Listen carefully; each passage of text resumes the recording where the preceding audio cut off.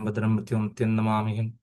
ജയ നരസിംഹ ശ്രീ നരസിംഹ ജയ ജയ നരസിംഹ ജയ പ്രഹ്ലാദേശ ജയ പത്മമുഖ മുഖപത്മഭൃംഗ പത്യുഗ്നാശ നരസിംഹ ഭഗവാൻ की जय. भक्तप्रहलाद महाराज की जय. गुरुदेव महाराज की जय. श्री प्रभुपाद की जय. കർപ്രമാൻഡേ ഹരി ഹരി ബോൾ. ഹരേ കൃഷ്ണ. സർവശ്രീ രാധാകൃഷ്ണ അർപ്പണമസ്തു. എല്ലാവർക്കും ഈ സത്സംഗത്തിലേക്ക് സുസ്വാഗതം. ഹരേ കൃഷ്ണ. ഞാൻ അംബിക മാതാജി. ഹരേ കൃഷ്ണ ശോഭന മാതാജി. ഹരേ കൃഷ്ണ മല്ലിക മാതാജി. ഹരേ കൃഷ്ണ കൃഷ്ണകുമാരി മാതാജി. ഹരേ ഹരേ കൃഷ്ണ കൃഷ്ണ. ഉത്തമഭക്തി രോഹിണി ദേവിദാസി മാതാജി. ഹരേ കൃഷ്ണ. ഹരേ ഇന്ന് കൃഷ്ണ. ഹരേ കൃഷ്ണ. ഇന്ന് നമുക്ക് ശ്ലോകം എത്രയാണ്? 22ആണോ? 23 പ്രഭു പ്രഭു ഇട്ടേക്കുന്ന 23 ഇരുപത്തിമൂന്നാണ്. 23. 23. 23. അപ്പം ഒന്നാമത്തെ ഖാണ്ഡോ, പിന്നെ 5-ാമത്തെ അധ്യായം നാരദന്റെ ശ്രീമദ് ഭാഗവത നിർദ്ദേശങ്ങൾ, അതിലെ 23-ാമത്തെ ശ്ലോകമാണ് നമ്മൾ എടുക്കുന്നത്. അഹം പുരാതീതഭവേ ഭവം മുനേ ദാസ്യാസ്തു കസ്യാശ്ചന വേദവാദിനാം നിരൂപിതോ ബാലക ഏവ യോഗിനാം ശുശ്രൂഷേണ പ്രാവൃഷി നിർവിവിക്ഷതാം. അഹം പുരാതീതഭവേ ഭവം മുനേ ദാസ്യാസ്തു കസ്യാശ്ചന വേദവാദിനാം നിരൂപിതോ ബാലക ഏവ യോഗിനാം ശുശ്രൂഷണേ പ്രാവൃഷി നിർവിവക്ഷതാം. അഹം പുരാതീതഭവേ ഭവം മുനേ ദാസ്യാസ്തു കസ്യാശ്ചന വേദവാദിനാം നിരൂപിതോ ബാലക ഏവ യോഗിനാം ശുശ്രൂഷണേ പ്രാവൃഷി നിർവിവക്ഷതാം. ഹരേ കൃഷ്ണ. മല്ലിക മാതാജി. ഹരേ കൃഷ്ണ. ഓം നമോ ഭഗവതി വാസുദേവായ. ശ്രീമദ്ഭാഗവതം അധ്യായം 1 സ്കന്ധം 5 ശ്ലോകം 23. അഹം പുരാതീതഭവേ ഭവം മുനേ ദാസ്യാസ്തു കസ്യാശ്ചന വേദവാദിനാം നിരൂപിതോ ബാലക ഏവ യോഗിനാം ശുശ്രൂഷണേ പ്രാവൃഷി നിർവിവിക്ഷതാം. ഹരേ കൃഷ്ണ. ഹരേ കൃഷ്ണ. ശോഭന മാതാജി.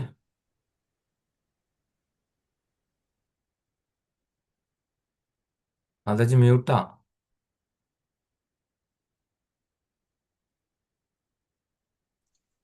4 ലൈൻ ഉണ്ടോ പ്രഭു അതില് ആ ശ്ലോകത്തില്? ഉണ്ട് ഉണ്ട് ഉണ്ട്. ഞാൻ 2 വരി എഴുതിയെടുത്തിട്ടുള്ളൂ. മോള് അത്ര അയച്ചു തന്നിട്ടുള്ളല്ലോ. ആ അഹം പുരാതി അത് അങ്ങനെ 2 വരി. ദാദാസ്തു കസിഞ്ചന ദേവ അങ്ങനെ 2 വരി തന്നിട്ടുള്ളൂ. ബാക്കിയൊന്നും കാണാനില്ല. ഇല്ല. സാർ ഞാൻ ഇന്ന് അത്ര എഴുതിയിട്ടുള്ളൂ. അടുത്തല്ലേ നോക്കാം പ്രഭു, വായിക്കാം. ആ കൃഷ്ണകുമാരി ശ്ലോകം മാതാജി. 2 വരി. കൃഷ്ണകുമാരി മാതാജി. ഹരേ കൃഷ്ണ. അഹം പുരാതീത ഭവേയഭവം മുനേ തസ്യാസ്തു കസ്യാഞ്ജന വേദവാദിനാം നിരൂപിതോ ബാലക ഏവ യോഗിനാം ശുശ്രൂഷണേ പ്രാവൃഷി നിർവിവിക്ഷതാം. ഹരേ കൃഷ്ണ. ഹരേ കൃഷ്ണ. സർവം അഹം ശിലപ്രഭാതയുടെ പദാനുപത തർജ്ജമ. അഹം ഞാൻ, പൂർവമായി. നിങ്ങൾ ആരെങ്കിലും വായിച്ചോളാം, എനിക്കൊരു കോളുണ്ട്. വായിക്കട്ടെ പ്രഭു.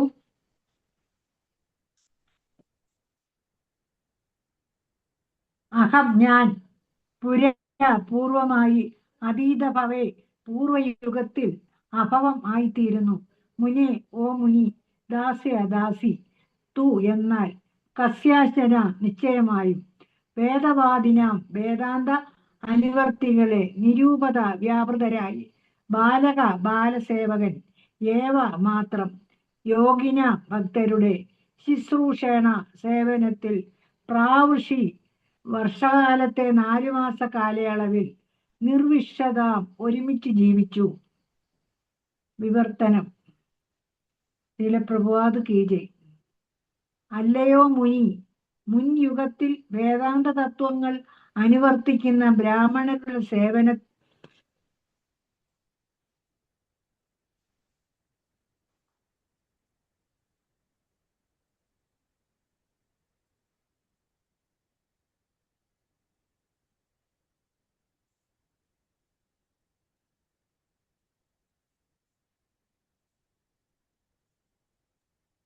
ഹരേ കൃഷ്ണ.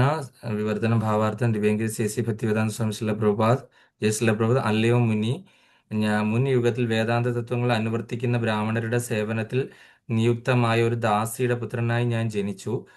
വർഷകാലത്തെ 4 മാസ കാലയളവിൽ അവർ ഒരുമിച്ച് താമസിച്ചിരുന്നപ്പോൾ ഞാൻ അവരുടെ സേവനത്തിൽ നിരതനായി.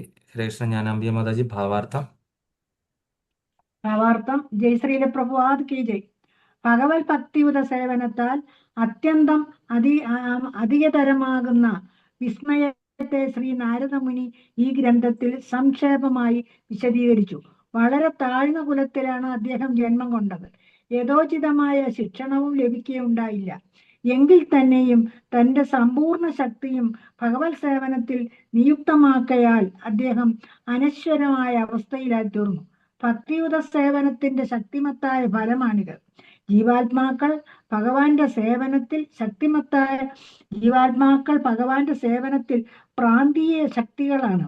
ആകയാൽ ഭഗവാന്റെ അതീന്ദ്രിയ പ്രേമയുത സേവനത്തിൽ നിയുക്തമാവുകയാണ് അവരുടെ ഉദ്ദേശം.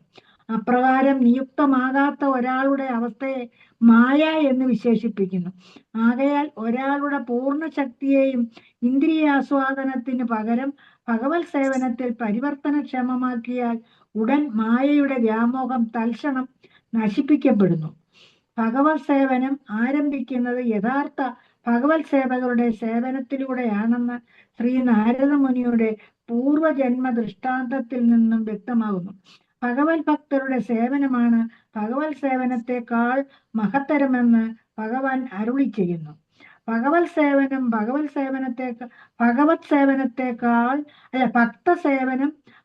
സേവനത്തെക്കാൾ മൂല്യമുള്ളതാകുന്നു. ആകയാൽ ഒരാൾ ഭഗവത് സേവനത്തിൽ സദാ വ്യാപൃതനായ ഉത്തമ വിശ്വാസയോഗ്യനായ യഥാർത്ഥ ഭഗവത് സേവകനെ തെരഞ്ഞെടുക്കുകയും അത്തരം ഒരു സേവകനെ ആത്മീയ ആചാര്യനായി അംഗീകരിച്ച് അദ്ദേഹത്തിന്റെ സേവനത്തിൽ നിരതനാവുകയും വേണം. ഭൗതിക ഇന്ദ്രിയ തത്വങ്ങൾക്ക് അതീതനായ ഭഗവാനെ മനസ്സിൽ ചിത്രീകരിക്കാനുള്ള മാധ്യമം അത്തരം ഒരു ആത്മീയ ആചാര്യനാകുന്നു. ആത്മീയ ആചാര്യന് സമർപ്പിച്ച സേവനത്തിന്റെ അനുപാതമനുസരിച്ച് ഭഗവാൻ ഭക്തന് സ്വയം വെളിപ്പെടുത്തുന്നു. ഭഗവത് സേവനത്തിൽ മാനവശക്തിയെ ഉപയോഗപ്പെടുത്തുന്നത് പുരോഗമനപരമായ പരിത്രാണ മാർഗമാകുന്നു. യഥാർത്ഥ ആത്മീയാചാര്യന്റെ മാർഗനിർദ്ദേശത്തിൽ സേവനം ആധാരതേയ ഭാവത്തോടെ ഭഗവാനെ സമർപ്പിച്ചയുടൻ സമ്പൂർണ്ണ വിശ്വപ്രപഞ്ച സൃഷ്ടിയും തൽക്ഷണം ഭഗവാനിൽ നിന്നും അഭിന്നമായി തീരുന്നു. സർവ്വതിനെയും ഭഗവാന്റെ ഗുണവർണ്ണനത്തിന് ഉപയോഗപ്പെടുത്തുന്ന വിദ്യ നിപുണനായ ആത്മീയാചാര്യൻ അറിവുള്ളതാണ്. ആകയാൽ അദ്ദേഹത്തിന്റെ മാർഗനിർദ്ദേശത്തിൽ ഭഗവത് സേവകന്റെ ദിവ്യകൃപയാൽ സമ്പൂർണ്ണ വിശ്വവും ആത്മീയ ധാമമായി രൂപാന്തരപ്പെടുന്നു. ഹരേ കൃഷ്ണ പ്രഭുജി. ഹരേ കൃഷ്ണ.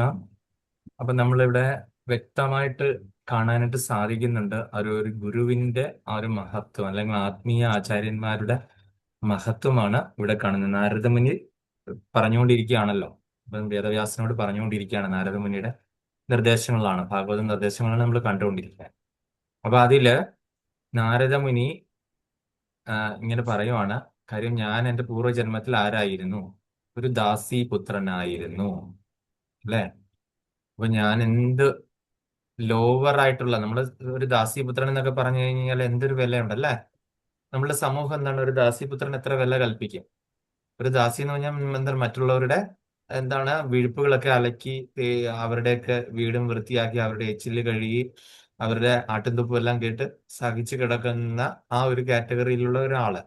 പക്ഷെ നമുക്കറിയാം, നമ്മൾ ഭഗവാന്റെ അംശത്തിലുള്ള ഒരു പ്രാണിയോ പുഴുക്കളെയോ പട്ടിമാംസം കഴിക്കുന്ന ആളെയോ ഒരാളെ പോലും ഒരു വൈഷ്ണവന് വേദകൃത്യം പാടില്ല എന്നുള്ളതാണ് നമ്മൾ പഠിക്കുന്നത്. എല്ലാവരെയും, അല്ലെ? പണ്ഡിത സമദർശന, അങ്ങനെയുള്ള എല്ലാവരെയും ഒരേപോലെ കാണുന്നവരെ പണ്ഡിതരെന്ന് പറയാൻ പറ്റുള്ളൂ. അല്ലാത്തവരൊക്കെ വെറുതെ പാണ്ഡിത്യം മാത്രമേ ഉള്ളൂ, അല്ലെ? വാസുദേവ സർവമിതി സമഹാത്മാ സുദുർലഭ, നമ്മൾ എപ്പോഴും പറയുന്നതാണ്, അല്ലെ? വാസുദേവനാണ് സർവമെന്ന് അറിയുന്നവരും മാത്രമാണ് മഹാത്മാക്കൾ, അല്ലാത്തവരൊന്നും അല്ല. നമ്മളിപ്പോ കാണുന്ന മഹാത്മാക്കളല്ല മഹാത്മാക്കൾ. അപ്പൊ അങ്ങനെ ഇരിക്കെ ചെയ്ത ഒരു ദാസി പുത്രനായിട്ടാണ് നാരദമുനിയുടെ പൂർവ്വജന്മം എന്ന് പറയുമ്പോൾ നമ്മളെ സംബന്ധിച്ചിട്ട് നമ്മൾ എന്താണ് അതിനെ അയ്യേ മോശമായിട്ട് കണക്കാക്കും. കാര്യം എന്താണ്? ദാസ്യവേല എന്ന് പറയുന്നത് പണ്ടും ഇന്നും അത്ര വലിയ നല്ല, ഇന്നൊക്കെ ഇപ്പൊ ഗവൺമെന്റിലൊക്കെ സ്വീപ്പർ എന്നൊക്കെ പറഞ്ഞ ശമ്പളവും ഇതൊക്കെ ആയി കഴിഞ്ഞു കഴിഞ്ഞാലും ഉയർന്ന കാറ്റഗറിയിലുള്ള ആൾക്കാര് അവരെ എങ്ങനെയാണ് അവരോട് പെരുമാറുന്നത്? ഒരു തൂപ്പുകാരി അല്ലെങ്കിൽ തുടപ്പുകാരി എന്നുള്ള ഇതിൽ കവിഞ്ഞ് അവർക്കൊരു റെസ്പെക്റ്റ് ഒക്കെ കിട്ടുക എന്ന് പറഞ്ഞു കഴിഞ്ഞാൽ വളരെ ചുരുങ്ങിയ മാനേജേഴ്സ് ലെവലിലുള്ള ആൾക്കാർക്ക് ഇവർക്ക് റെസ്പെക്റ്റ് കൊടുക്കും അല്ലെ. അല്ലാതെ ഒരു മനഃപൂർവ്വം അവർക്ക് എന്തെങ്കിലും വൃത്തികേടാക്കി ഇടാൻ നോക്കും അല്ലെ. അവർക്ക് പണി കൊടുക്കാൻ വേണ്ടിയിട്ട് അവര് വെറുതെ പോയി കുറച്ചു നേരം ഇരുന്നു, അവർക്കൊരു പണി കൊടുക്കാന്ന് പറഞ്ഞ് അങ്ങനെ എത്രയോ പേര് കാണിക്കുന്നുണ്ട്. ചിലരറിയാം ഈ ദാസ്യവേല ചെയ്യുന്ന ഒരു മാനേജറെക്കാളും പവറിൽ ഇരിക്കുന്നവരും ഉണ്ട് അല്ലെ. മറ്റുള്ളവരെല്ലാം ഷൗട്ട് ചെയ്ത് നമ്മളിപ്പോ അറിയാം, കോട്ടയം മെഡിക്കൽ കോളേജിലോ അങ്ങനെയൊക്കെ ചെന്ന് കഴിഞ്ഞാൽ അവിടെ ഈ അറ്റൻഡർമാർ പോലെ നിൽക്കുന്ന സ്ത്രീകളുണ്ട് ഇങ്ങനെ ചീട്ട് എഴുതാനൊക്കെ. അവരുടെ പവർ കാണണം. മെഡിക്കൽ കോളേജിൽ സൂപ്രണ്ടിനേക്കാളും പവറാണ് അല്ലെ. എന്തെങ്കിലുമൊക്കെ ചോദിച്ചു കഴിഞ്ഞാൽ അവർ നമ്മളോട് പറയുന്ന മറുപടി അവര് അവിടെയുള്ള ആൾക്കാരോടൊക്കെ ഒച്ചയും ബഹളവും ഒക്കെ വെച്ച് അവിടെ നിങ്ങൾ ഇങ്ങോട്ട് മാറി നിൽക്കുക, നിങ്ങൾ ആരാ ഇവിടെ നിർത്തിയ എന്നൊക്കെ പറഞ്ഞിട്ട് ഞാനൊരു പ്രാവശ്യം 2 പ്രാവശ്യം പോയപ്പോഴത്തേന് ഓ, ഞാൻ ഓർത്ത് ഇവരുടെ പോസ്റ്റിലെങ്കിലും ജോലി കിട്ടുമായിരുന്നു എന്ത് ഭാഗ്യമായിരുന്നു ഞാൻ വിചാരിച്ചു. ഇത്രയും പവർ കൂടി അവിടെ ഇന്ന് ആൾക്കാരെ എല്ലാം. കാര്യം ഈ തൂപ്പുകാര് എന്നുള്ളത് പ്രൊമോഷൻ കിട്ടി ആണ് ഈ ഒരു പദവിയിലേക്ക് ചെല്ലുന്നത്. എന്നിട്ട് അവര് കാണിക്കുന്നത് ഇങ്ങനെയാണ്. അതിപ്പോ രണ്ടർത്ഥമുണ്ട്, നിങ്ങളത് തെറ്റിദ്ധരിക്കരുത്. നമ്മൾ ഇവിടെ പറയാൻ വരുന്നത് എന്താന്ന് വെച്ച് കഴിഞ്ഞാൽ ഈ നാരദമുനിയുടെ അമ്മ ഒരു ആ, വളരെ പാവപ്പെട്ട, വളരെ എന്താണ് ഈ മറ്റുള്ള വീടുകളിലൊക്കെ പോയി ഇങ്ങനെ ചെറിയ ചെറിയ സേവയൊക്കെ ചെയ്ത് കഴിഞ്ഞു വരുന്ന കൂട്ടത്തിലായിരുന്നു. കാര്യം അന്നത്തെ അന്നത്തിന് വേണ്ടിയിട്ട് മകനെ വളർത്തണമല്ലോ. മകനെ വളർത്തണമെങ്കിൽ എന്താണ് ചെയ്യുന്നത്? വേറെ മാർഗ്ഗമില്ല. അച്ഛൻ മരിച്ചു പോയി കഴിഞ്ഞതിന് ശേഷം ആ മകനെ വളർത്തുക എന്ന് പറഞ്ഞാൽ ഒരു സ്ത്രീ ഒറ്റയ്ക്കാകുമ്പോൾ സ്ത്രീക്ക് എന്തുമാത്രം ഉണ്ട്. പിന്നെ ആകെ ചെയ്യാൻ പറ്റുന്ന എന്താണ് ഒരു സ്ത്രീക്ക് ചെയ്യുന്നത്? ദാസ്യവേല ചെയ്യുക എന്നുള്ളതല്ലേ. മറ്റുള്ളവരുടെ വിഴുപ്പലക്കുക എന്നുള്ളതല്ലാതെ മറ്റ് ഒരു ഉപജീവന മാർഗം ഇല്ല. അല്ലെങ്കിൽ എന്താണ് പിന്നെ എന്താണ് വേശ്യാവൃത്തിക്ക് പോകണം. അത് നല്ല രീതിയിൽ ആചരിച്ചു വരുന്ന ആൾക്കാർക്ക് അത് പറ്റുമോ? ഇല്ല. അപ്പൊ പിന്നെ ഒരേ ഒരു മാർഗമേ ഉള്ളൂ, എന്താണ്? ദാസ്യവേല ചെയ്യുക, മറ്റുള്ളവരുടെ വിഴുപ്പലക്കാൻ പോവുക. അപ്പൊ അങ്ങനെയൊക്കെ ചെയ്തു മകനെ അന്നം കിട്ടുക എന്നുള്ളതിൽ ഉപരി മകനെ പഠിപ്പിച്ചൊരു പണ്ഡിതനാക്കണമെന്നൊന്നും ഒരിക്കലും ഈ അമ്മയ്ക്ക് ഒരിക്കലും ആഗ്രഹം ഉണ്ടായിരുന്നില്ലായിരിക്കാം. കാര്യം എന്റെ ഒരു അവസ്ഥ വെച്ചിട്ടല്ലേ ഞാൻ ചിന്തിക്കുകയുള്ളൂ. അണ്ണാൻ ആനയോളും വലുതായിട്ട് ചിന്തിക്കാനായിട്ട് പറ്റുമോ? അല്ലേ? നമ്മളൊരു പഴഞ്ചൊല്ല് പറയും അല്ലെ, അണ്ണാൻ വാ വിളിച്ച ആനയോളം ആകുമെന്ന് ഒക്കെ ചോദിക്കുകയല്ലേ. അപ്പൊ അത്രയും എന്താണ് ആ ഒരു ലോവർ കാറ്റഗറിയിലുള്ള ആൾക്കാര് എന്ന് നമ്മൾ വിചാരിക്കുന്നവർക്കും വലിയ ചിന്തകളൊന്നും ഉള്ളവർ വളരെ കുറവായിരിക്കും അല്ലെ. അപ്പൊ അങ്ങനെ ഇരിക്കുന്ന സമയത്ത് ഇവര് എന്ത് ചെയ്തു? ഈ ചാതുർമാസ്യത്തിന് ഈ പറയുന്ന മുനിമാരിങ്ങനെ അവരിങ്ങനെ ഒരു പ്രത്യേക സ്ഥലത്ത് താമസിക്കില്ല. അവരിങ്ങനെ സഞ്ചരിച്ചു കൊണ്ടിരിക്കുന്നവരായിരിക്കും ഈ മുനിമാര്, അല്ലെങ്കിൽ വേദാന്ത ദർശികള്, അല്ലെങ്കിൽ പരമസത്യത്തെ അറിഞ്ഞ ആൾക്കാര്. ഇങ്ങനെ പല സ്ഥലങ്ങളിലും ഒരു സ്ഥലത്ത് പ്രത്യേകം താമസിച്ചു കഴിഞ്ഞാൽ എന്താണ് പ്രത്യേകത? നമ്മൾ ആ സ്ഥലത്തോട് ഒരു ഒട്ടല് അല്ലേ, ആ സ്ഥലത്തോട് ഒരു അറ്റാച്ച്മെന്റ് വരിക. നമുക്ക് ഈ സ്ഥലമാണെങ്കിൽ കൊള്ളാം, ഇവിടെ ഒരു അത്യാവശ്യം നല്ല വീടൊക്കെ പണിത് സുഖമായിട്ട് ഇവിടെ കഴിയുക, അധികം മൃഗങ്ങളൊന്നും വരില്ലാത്ത സ്ഥലമാണ്, ശല്യമില്ല, ഉരുൾപൊട്ടലില്ല, അതില്ല ഇതില്ല. നമുക്ക് അപ്പൊ ആ സ്ഥലത്തോട് ഒരു അറ്റാച്ച്മെന്റ് വന്നു അല്ലേ. അപ്പൊ എന്താണ് അറ്റാച്ച്മെന്റ്? വീണ്ടും നമ്മളെ അവിടെ കുടുക്കിയിടും. നമുക്ക് വീണ്ടും അവിടെ ജനിക്കേണ്ടി വരും. സ്ഥലത്തിനോട് അറ്റാച്ച്മെന്റ് ഉണ്ടായത്. സ്ഥലത്തിനോടോ പ്രത്യേകിച്ചോ ഒരു വ്യക്തികളോടോ നമുക്ക് കൂടുതൽ അധികമായിട്ട് ആസക്തി വന്നു കഴിഞ്ഞാൽ നമ്മളെ എന്താണ് ഈ ഭൗതികമായിട്ടുള്ള കർമ്മബന്ധത്തിൽ നമ്മൾ കുടുക്കിയിടും. അപ്പൊ ഇതറിയാവുന്ന പരമസത്യം അറിയാവുന്ന സന്യാസിമാര് ചാതുർമാസ്യം അനുഷ്ഠിക്കാനായിട്ട് ഈ നാരദമുനിയുടെ അമ്മ ജീവിച്ചിരുന്ന ആ പ്രദേശത്ത് വരികയും അങ്ങനെ ഏതോ ബ്രാഹ്മണ കുടുംബത്തിലുള്ളവര് ഇവർക്ക് ആ മുനിമാർക്ക് സേവ ചെയ്യാനായിട്ട് ഇവരെ അവിടെ വിടുകയും ചെയ്തു. അപ്പൊ എന്താണ് നാരദമുനിയുടെ അമ്മയുടെ ജോലി? ആശ്രമ പരിസരം എല്ലാം അടിച്ചു വാരി വൃത്തിയാക്കി ഇടുക. പിന്നെ എന്താണ് ചെയ്യുന്നത്? അവിടെയുള്ള പൂജാപാത്രങ്ങളും അവർക്കുള്ള ആ, ഇതെല്ലാം വൃത്തിയാക്കി കഴുകി വെക്കുക. പ്രസാദം ഒക്കെ ഉണ്ടാക്കാനായിട്ടുള്ള സാമഗ്രികളൊക്കെ തയ്യാറാക്കി വെക്കുക. പിന്നെ എന്താണ് ആ, പൂജ കഴിഞ്ഞ് അതെടുത്ത് വീണ്ടും കഴുകി വെക്കുക. പിന്നെ അവർക്ക് പ്രസാദമൊക്കെ ഉണ്ടാക്കുന്ന അവരൊക്കെ തന്നെയാണ്. അപ്പൊ അതിനുള്ള സാധനങ്ങളെല്ലാം കൊണ്ടുവരിക, വിറക് കൊണ്ടു കൊടുക്കുക. അപ്പൊ ഈ സാധനങ്ങളെല്ലാം അരിഞ്ഞ് അതിന്റെ വേസ്റ്റ് എടുത്തുകൊണ്ട് കളയുക. ഇങ്ങനെയുള്ള സേവകളെല്ലാം ചെയ്തുകൊണ്ടിരിക്കുക. പൂക്കളൊക്കെ ശേഖരിച്ചു കൊണ്ട് കൊടുക്കുക, മാല കെട്ടി കൊടുക്കണമെങ്കിൽ അത് കൊടുക്കുക. ഇങ്ങനെയുള്ള എല്ലാ സാമഗ്രികളും ആരാണ് ചെയ്യുന്നത്? നാരദമുനിയുടെ അമ്മയാണ് ചെയ്യുന്നത്. അപ്പൊ നാരദമുനിയുടെ അമ്മ ചെയ്തപ്പം കുട്ടിയായ നാരദമുനിയെയും കൂടെ കൊണ്ടുപോകാറുണ്ടായിരുന്നു. അപ്പൊ അങ്ങനെ കൂടെ കൊണ്ടുപോയി നാരദമുനിയും ഈ സേവകളൊക്കെ ചെയ്തു. അപ്പോൾ എന്ത് ചെയ്യുന്നു? അവര് കഴിച്ചതിന് മിച്ചം വരുന്ന ഭക്ഷണ പദാർത്ഥങ്ങളൊക്കെ കഴിക്കാനായിട്ട് അമ്മയ്ക്കും നാരദമുനിക്കും അവസരം ഉണ്ടായി. ഇല്ല, ഈ മുനിമാര് കഴിച്ച അവശിഷ്ടങ്ങളും അല്ലെങ്കിൽ അതിൽ മിച്ചം വന്ന പൂജാപാത്രങ്ങളിലെല്ലാം മിച്ചം വന്ന സാധനങ്ങൾ. കാര്യം ചാതുർമാസം അനുഷ്ഠിക്കുമ്പോൾ അറിയാമല്ലോ, ചാതുർമാസം അനുഷ്ഠിച്ചു കഴിഞ്ഞാൽ എന്താണ്, നമുക്ക് ഇന്ദ്രലോക പ്രാപ്തി, അങ്ങനെ ഉപരിലോകങ്ങളിലേക്ക് പോകാം എന്നുള്ള ഒരിതാണ്. വൈകുണ്ഠലോകം പ്രാപിക്കണമെന്നുള്ള ആ ഒരു രീതിയിൽ ഉപാസിക്കുകയാണെന്നുണ്ടെങ്കിൽ അത് തീർച്ചയായിട്ടും സാധ്യമാകും. പക്ഷെ ചാതുർമാസ്യം ഇതിന്റെ ലക്ഷ്യം എന്ന് പറഞ്ഞാൽ, ശരിക്കുള്ള ലക്ഷ്യം നമ്മുടെ ഉപരിലോകങ്ങളിൽ അല്ലെങ്കിൽ സ്വർഗലോകങ്ങളിലേക്ക് പോവുക എന്നുള്ളതാണ്. അപ്പൊ ഈ ചാതുർമാസം അനുഷ്ഠിക്കാന്ന് പറഞ്ഞാൽ നമുക്കറിയാം, വെറും തറയിൽ കിടക്കണം അല്ലെങ്കിൽ ദർഭയിൽ കിടന്നുറങ്ങണം, നമുക്ക് ആ വീട് വിട്ട് പുറത്തു പോകാൻ പറ്റില്ല.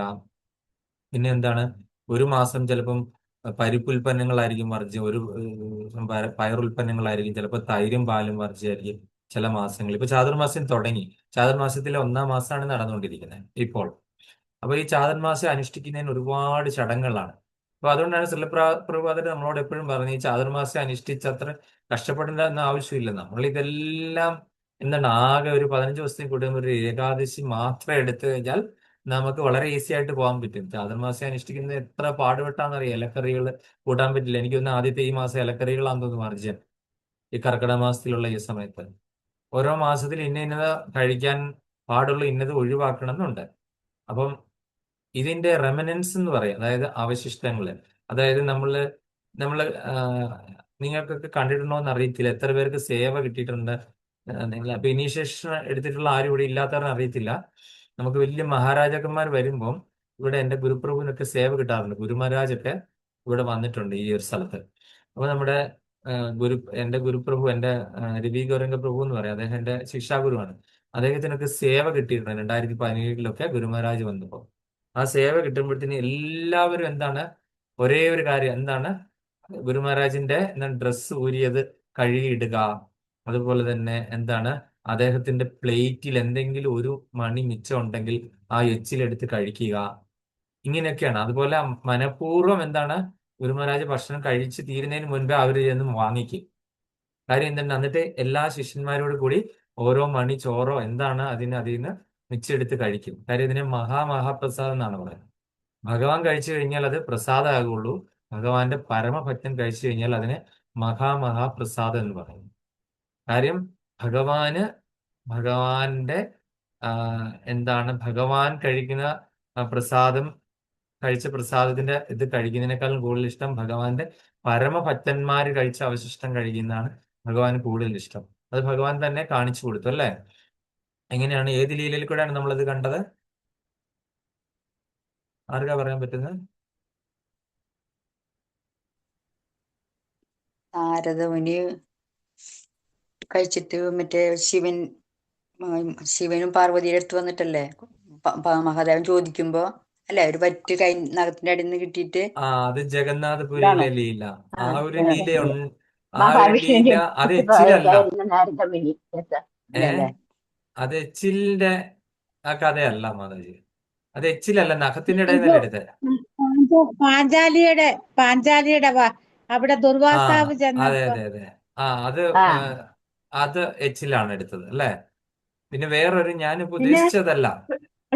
അല്ല, ഈ ജഗന്നാഥപുരിയിലെ ഈ ഓടയിൽ വരുന്നത് ആഹാരം കഴുകിയെടുത്ത് കഴിച്ചു എന്നൊരു ആ കഥയില്ലേ പ്രഭു? അത് ഈ പട്ടിയുടെ വായിൽ നിന്ന് ചോറ് കിട്ടിയാലും കഴിക്കാമെന്നാണ് പറയുന്നത്. അതെ, അത് ആ മേടിച്ച് ആ കഴിച്ചു. ചൈതന്യ മഹാപ്രഭു തട്ടിപ്പറിച്ച് കഴിച്ചു എന്നൊക്കെ ഒരു കഥയില്ലേ? അതൊക്കെ ഞാൻ ഉദ്ദേശിച്ച ബ്രഹ്മവിമോഹൻ ലീലയാണ്. ഓക്കെ, നിങ്ങൾ ആ പറഞ്ഞതൊക്കെ ബ്രഹ്മ ശരിയാണ്. ബ്രഹ്മവിമോഹന ലീലയിൽ എന്താണ് സംഭവിച്ചത്? എന്തുകൊണ്ടാണ് ബ്രഹ്മദേവൻ ഇങ്ങനെ ഈ മായ പിടിക്കാൻ കാര്യം? ബ്രഹ്മദേവൻ ആരാണ്? നമ്മുടെയൊക്കെ സൃഷ്ടികർത്താവാണ്, സാധാരണ ഒരു വ്യക്തിയല്ല. എത്രയോ അശ്വമേധയാഗങ്ങൾ, എത്രയാണ്, ആയിരക്കണക്കിന് അശ്വമേധയാഗങ്ങൾ അനുഷ്ഠിച്ചിട്ടൊക്കെയാണ് ബ്രഹ്മദേവന്റെ ആ ഒരു പൊസിഷനിൽ എത്തിയത്. ബ്രഹ്മദേവന്റെ ആ പൊസിഷനിൽ എത്താനായിട്ട് ഇന്നയൊക്കെ ചെയ്ത ആൾക്കാർക്ക് പറ്റുള്ളൂ. അശ്വമേധയാഗം തന്നെയല്ല, വേറെന്താണ്, ചാതുർമാസ്യവും അങ്ങനെയായിട്ട് കുറേ സംഭവങ്ങൾ അനുഷ്ഠിക്കണം. അത് ആ ബ്രഹ്മദേവന്റെ ആ ഒരു പോസ്റ്റ് കിട്ടണമെങ്കിൽ. അപ്പൊ ഒന്ന് ആലോചിച്ച് നോക്കിയാ ആ ബ്രഹ്മദേവന്റെ പദവിയിലെത്തിയ ആൾ എന്തുമാത്രം സഫർ ചെയ്തിട്ട് ഏതെല്ലാം ഘട്ടങ്ങളിലൂടെ കടന്നിട്ടാണ് ആ ഒരു പോസ്റ്റ് ഭഗവാൻ കൊടുത്തത് അല്ലേ? അപ്പൊ ആ ഒരു വ്യക്തിക്ക് മായ പിടിക്കുക എന്ന് പറഞ്ഞു കഴിഞ്ഞാൽ ആലോചിച്ച് നോക്കിയേ.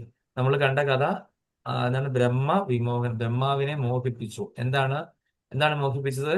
Supreme personality of Godhead, അതായത് കൃഷ്ണ, പരമദിവ്യോത്തമ കൃഷ്ണ ഭഗവാൻ ഭൂമിയിൽ അവതരിച്ചിരിക്കുന്നു എന്ന് എല്ലാവരും പറഞ്ഞറിഞ്ഞു അല്ലേ? അപ്പൊ ഈ ഭഗവാനെ ഒന്ന് കണ്ടേക്കാം, അത് എന്ത് ചെയ്യുവാണെന്ന് അറിയാനായിട്ട് ബ്രഹ്മദേവൻ അവിടെ നിന്ന് താഴേക്ക് നോക്കി. ഭഗവാൻ എല്ലാവരുടെയും ഹൃദയത്തിൽ ഇരിക്കുന്നതല്ലേ? ഭഗവാൻ ആരാണ്? പുള്ളി ഭഗവാൻ ഇതെല്ലാം അറിയുമല്ലോ. അപ്പൊ ബ്രഹ്മദേവൻ അവിടെ നിന്ന് ഈ ഭഗവാൻ എന്താണ് അവിടെ ചെയ്യുന്നതെന്ന് അറിയാനായിട്ട് ബ്രഹ്മലോകത്തിരുന്ന് താഴേക്ക് നോക്കി, ഭൗതിക ലോകത്തിലേക്ക്. അപ്പൊ നോക്കിക്കഴിഞ്ഞപ്പോഴത്തേന് എന്ത് ചെയ്തു?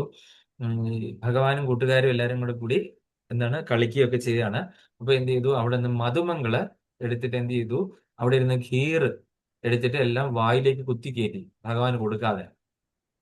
കുത്തിക്കയറ്റിയപ്പോൾ ഇവിടെ നിറഞ്ഞ് തൊണ്ണേന്ന് ഇറങ്ങുന്നില്ല. ഭഗവാൻ എപ്പോഴത്തെ ഇവിടെ ഞെക്കി പിടിച്ചു. അപ്പൊ എന്ത് ചെയ്തു? മധുമങ്ങള് ഈ താഴോട്ടിറങ്ങാൻ പറ്റുന്നില്ല. അപ്പൊ മധുമങ്ങൾ എന്ത് ചെയ്തു? വായ ഇങ്ങനെ അടച്ചു പിടിച്ചിട്ട് ഇങ്ങനെയാക്കി വെച്ചു. ഇങ്ങനെയാക്കി വെച്ചു. ഭഗവാൻ എന്ത് ചെയ്തു? അവിടെ വന്ന് ഇങ്ങനെ ഒറ്റയടി ഇടിച്ചപ്പോ വാ തുറന്ന് ഇത് മുഴുവൻ അങ്ങോട്ട് വെളിയിലേക്ക് വന്നു. ഭഗവാൻ വാ തുറന്ന് അത് മേടിച്ചങ്ങ് സേവിച്ചു. അപ്പൊ എന്താ ചെയ്യുന്നത്? എച്ചിലല്ലേ? അപ്പൊ ബ്രഹ്മദേവൻ അവിടെ ഇരുന്ന് വിചാരിച്ചു, ഓ, ഈ എച്ചില് കഴിക്കുകയാണല്ലോ, ഇതാണോ supreme personality of God head? ഈ മറ്റുള്ളവരുടെ എച്ചില് കഴിക്കുന്ന ആളാണോ? അതുപോലെ തന്നെ നമ്മൾ കണ്ട് ശബരിമാതാവിന്റെ എച്ചില് കഴിക്കുന്ന കണ്ടില്ലേ ശ്രീരാമേന്ദ്ര ഭഗവാൻ? ലക്ഷ്മണൻ ആകെ ആശങ്കപ്പെട്ടു. അങ്ങനെ ഒരുപാടുണ്ട്. ഞാൻ ഇവിടെ ഉദ്ദേശിച്ചത് മധുമംഗലിനെയാണ്. നിങ്ങൾ പറഞ്ഞപ്പോൾ ശ്രീരാമേന്ദ്ര ഭഗവാന്റെ കാര്യം പറഞ്ഞില്ല, ശബരിമാതാവാണ് എച്ചില് കഴിച്ചത്. അപ്പം അപ്പൊ എന്താണ് സംഭവിച്ചത്? ഈ ബ്രഹ്മദേവന് ഇത് കണ്ടപ്പോൾ ഇങ്ങനെയാണ് ഇദ്ദേഹത്തിന് ഒന്ന് പരീക്ഷിക്കാം, പരമദിവ്യോത്തമ പുരുഷൻ തന്നെ ആണോ എന്നറിയാനായിട്ട് പരീക്ഷിക്കാനായിട്ട് വന്നതാണ്. അങ്ങനെ ഈ ഗോപാലന്മാരെ എല്ലാം ഉറക്കി കിടത്തി പശുക്കളെയും പശുക്കിടാങ്ങളെയും എല്ലാം ആയിട്ട് ബ്രഹ്മദേവൻ ഒരു പോക്ക് പോയി. മായയില് ഉറക്കി കിടത്തി ഒരു ഉപരിലോകങ്ങളിലേക്ക് പോവുകയോ ഒരു ഗുഹയിലോ അങ്ങനെയൊക്കെ പറയുന്നു ആക്കി ഇരുന്നു. അപ്പൊ ആ സമയം കൊണ്ട് എന്ത് ചെയ്തു? ഭഗവാൻ ഉണർന്ന് നോക്കിയപ്പോ ആരെയും കാണുന്നില്ല. ഭഗവാൻ എന്ത് ചെയ്തു? അത്രയും ഗോപാലന്മാരും അത്രയും പശുക്കിടാങ്ങളുമായിട്ട് ഭഗവാൻ അവതരിച്ചു, എക്സ്പാൻഡ് ചെയ്തു അത്രയും പേര്. അപ്പൊ ഒരു പശുക്കിടാവിന്റെ ഒരു കാലിന് ഒരു ചട്ടുണ്ടെങ്കിൽ അത് വീട്ടിൽ ചെല്ലുമ്പോൾ എന്താണ്? അതിന്റെ തള്ളയെടുക്കുമ്പോൾ ആ ചട്ടുള്ള പശുക്കിടാവായിട്ട്. ഒരെണ്ണത്തിന് വാലിലൊരു പുള്ളിയുണ്ട്, നെറ്റിയിലൊരു ഇതുണ്ടെങ്കിൽ അത് അതേ രൂപത്തിൽ, ഒരു വ്യത്യാസവും ഇല്ല. അതുപോലെ തന്നെ എന്താണ്? ഒരു വിക്കുള്ള കുട്ടിയാണെന്നുണ്ടെങ്കിൽ ഗോപാലനാണെങ്കിൽ ആ വിക്കുള്ള ഗോപാലനായിട്ട്, ഒരാൾക്ക് ഒരു കോങ്കണ്ണുള്ളതാണെങ്കിൽ ആ കോങ്കണ്ണുള്ളത്. അതേപോലെ തന്നെ അത്രയും ഗോപാലന്മാരും അത്രയും ഗോശിശുക്കളുമായിട്ട് ഭഗവാൻ എക്സ്പാൻഡ് ചെയ്ത് അവതരിച്ചു. എന്നിട്ട് എന്ത് ചെയ്തു? ഇവിടുത്തെ ഒരു വർഷക്കാലം ഭൂമിയിലെ ബ്രഹ്മദേവനെ കൊണ്ടുപോയത് ഒരൊറ്റ ദിവസമാണ്.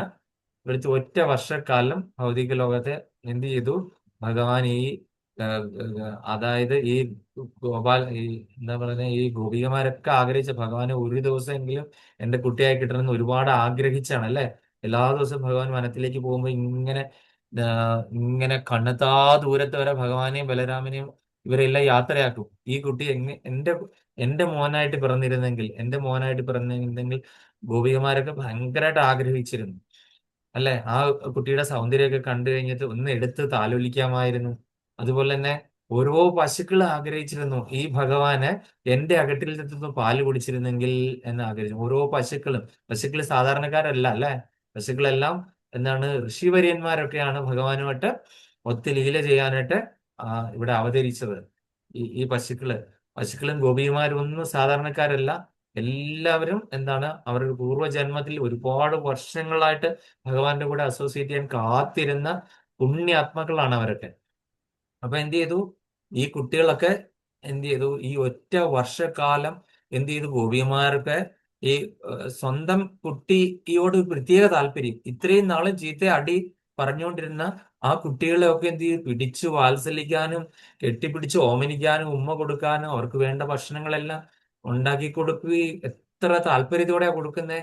അതുപോലെ തന്നെ മകനെ ഉറക്കാൻ കിടക്കുകയും അങ്ങനെ ചെയ്യുന്നു. അതുപോലെ തന്നെ തള്ളപ്പശു എന്ത് ചെയ്യും? പശുക്കിടാവിനെ എല്ലാം നക്കി തുടച്ച് വൃത്തിയാക്കി ഏത് സമയവും പശുക്കിടാവ് അങ്ങോട്ടും ഇങ്ങോട്ടും മാറി. കാര്യം ഭഗവാനാണ് അല്ലേ?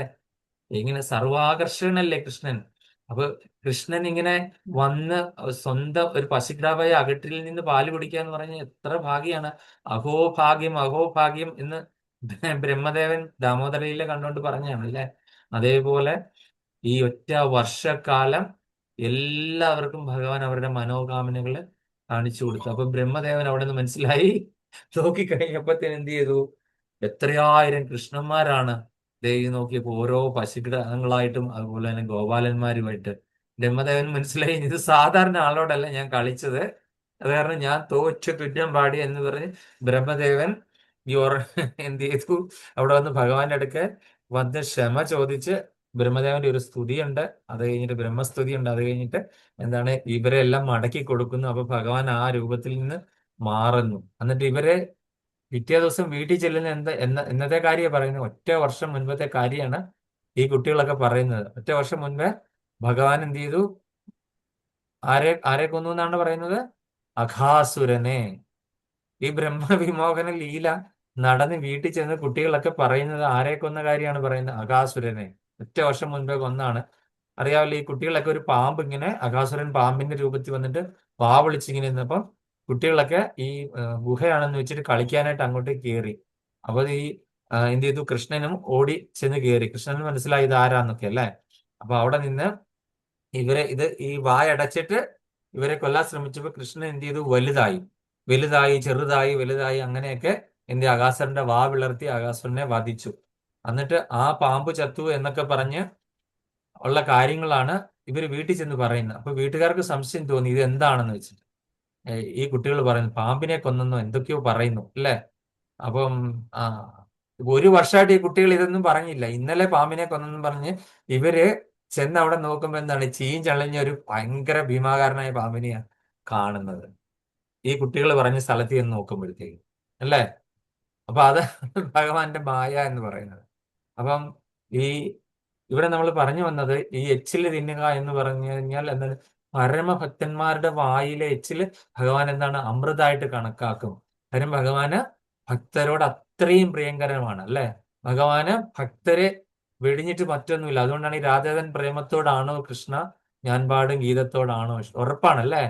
ഭഗവാന് ഭക്തര് കഴിഞ്ഞിട്ട് മറ്റേതൊന്നുമില്ല, വേറൊന്നുമില്ല. എപ്പം ആര് ഭഗവാനെ പറ്റി എവിടെ പറയുന്നോ അവിടെയാണ് ഭഗവാൻ. നാഹം വസതി വൈകുണ്ഠേ, നാഹം യോഗിനാ ഹൃദയേഷുവി, യോഗികളുടെ ഹൃദയത്തിലും ഇല്ല ഞാൻ, വൈകുണ്ഠത്തിലും ഇല്ല അല്ലേ.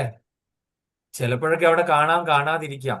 യോഗികൾ ഇങ്ങനെ തപസ് ചെയ്ത് ഇങ്ങനെ പോയി ശ്വാസം എല്ലാം പിടിച്ചു വരുന്നുണ്ട്, ഞാൻ വരിക പോവുക ഒക്കെ ചെയ്യുമായിരിക്കും.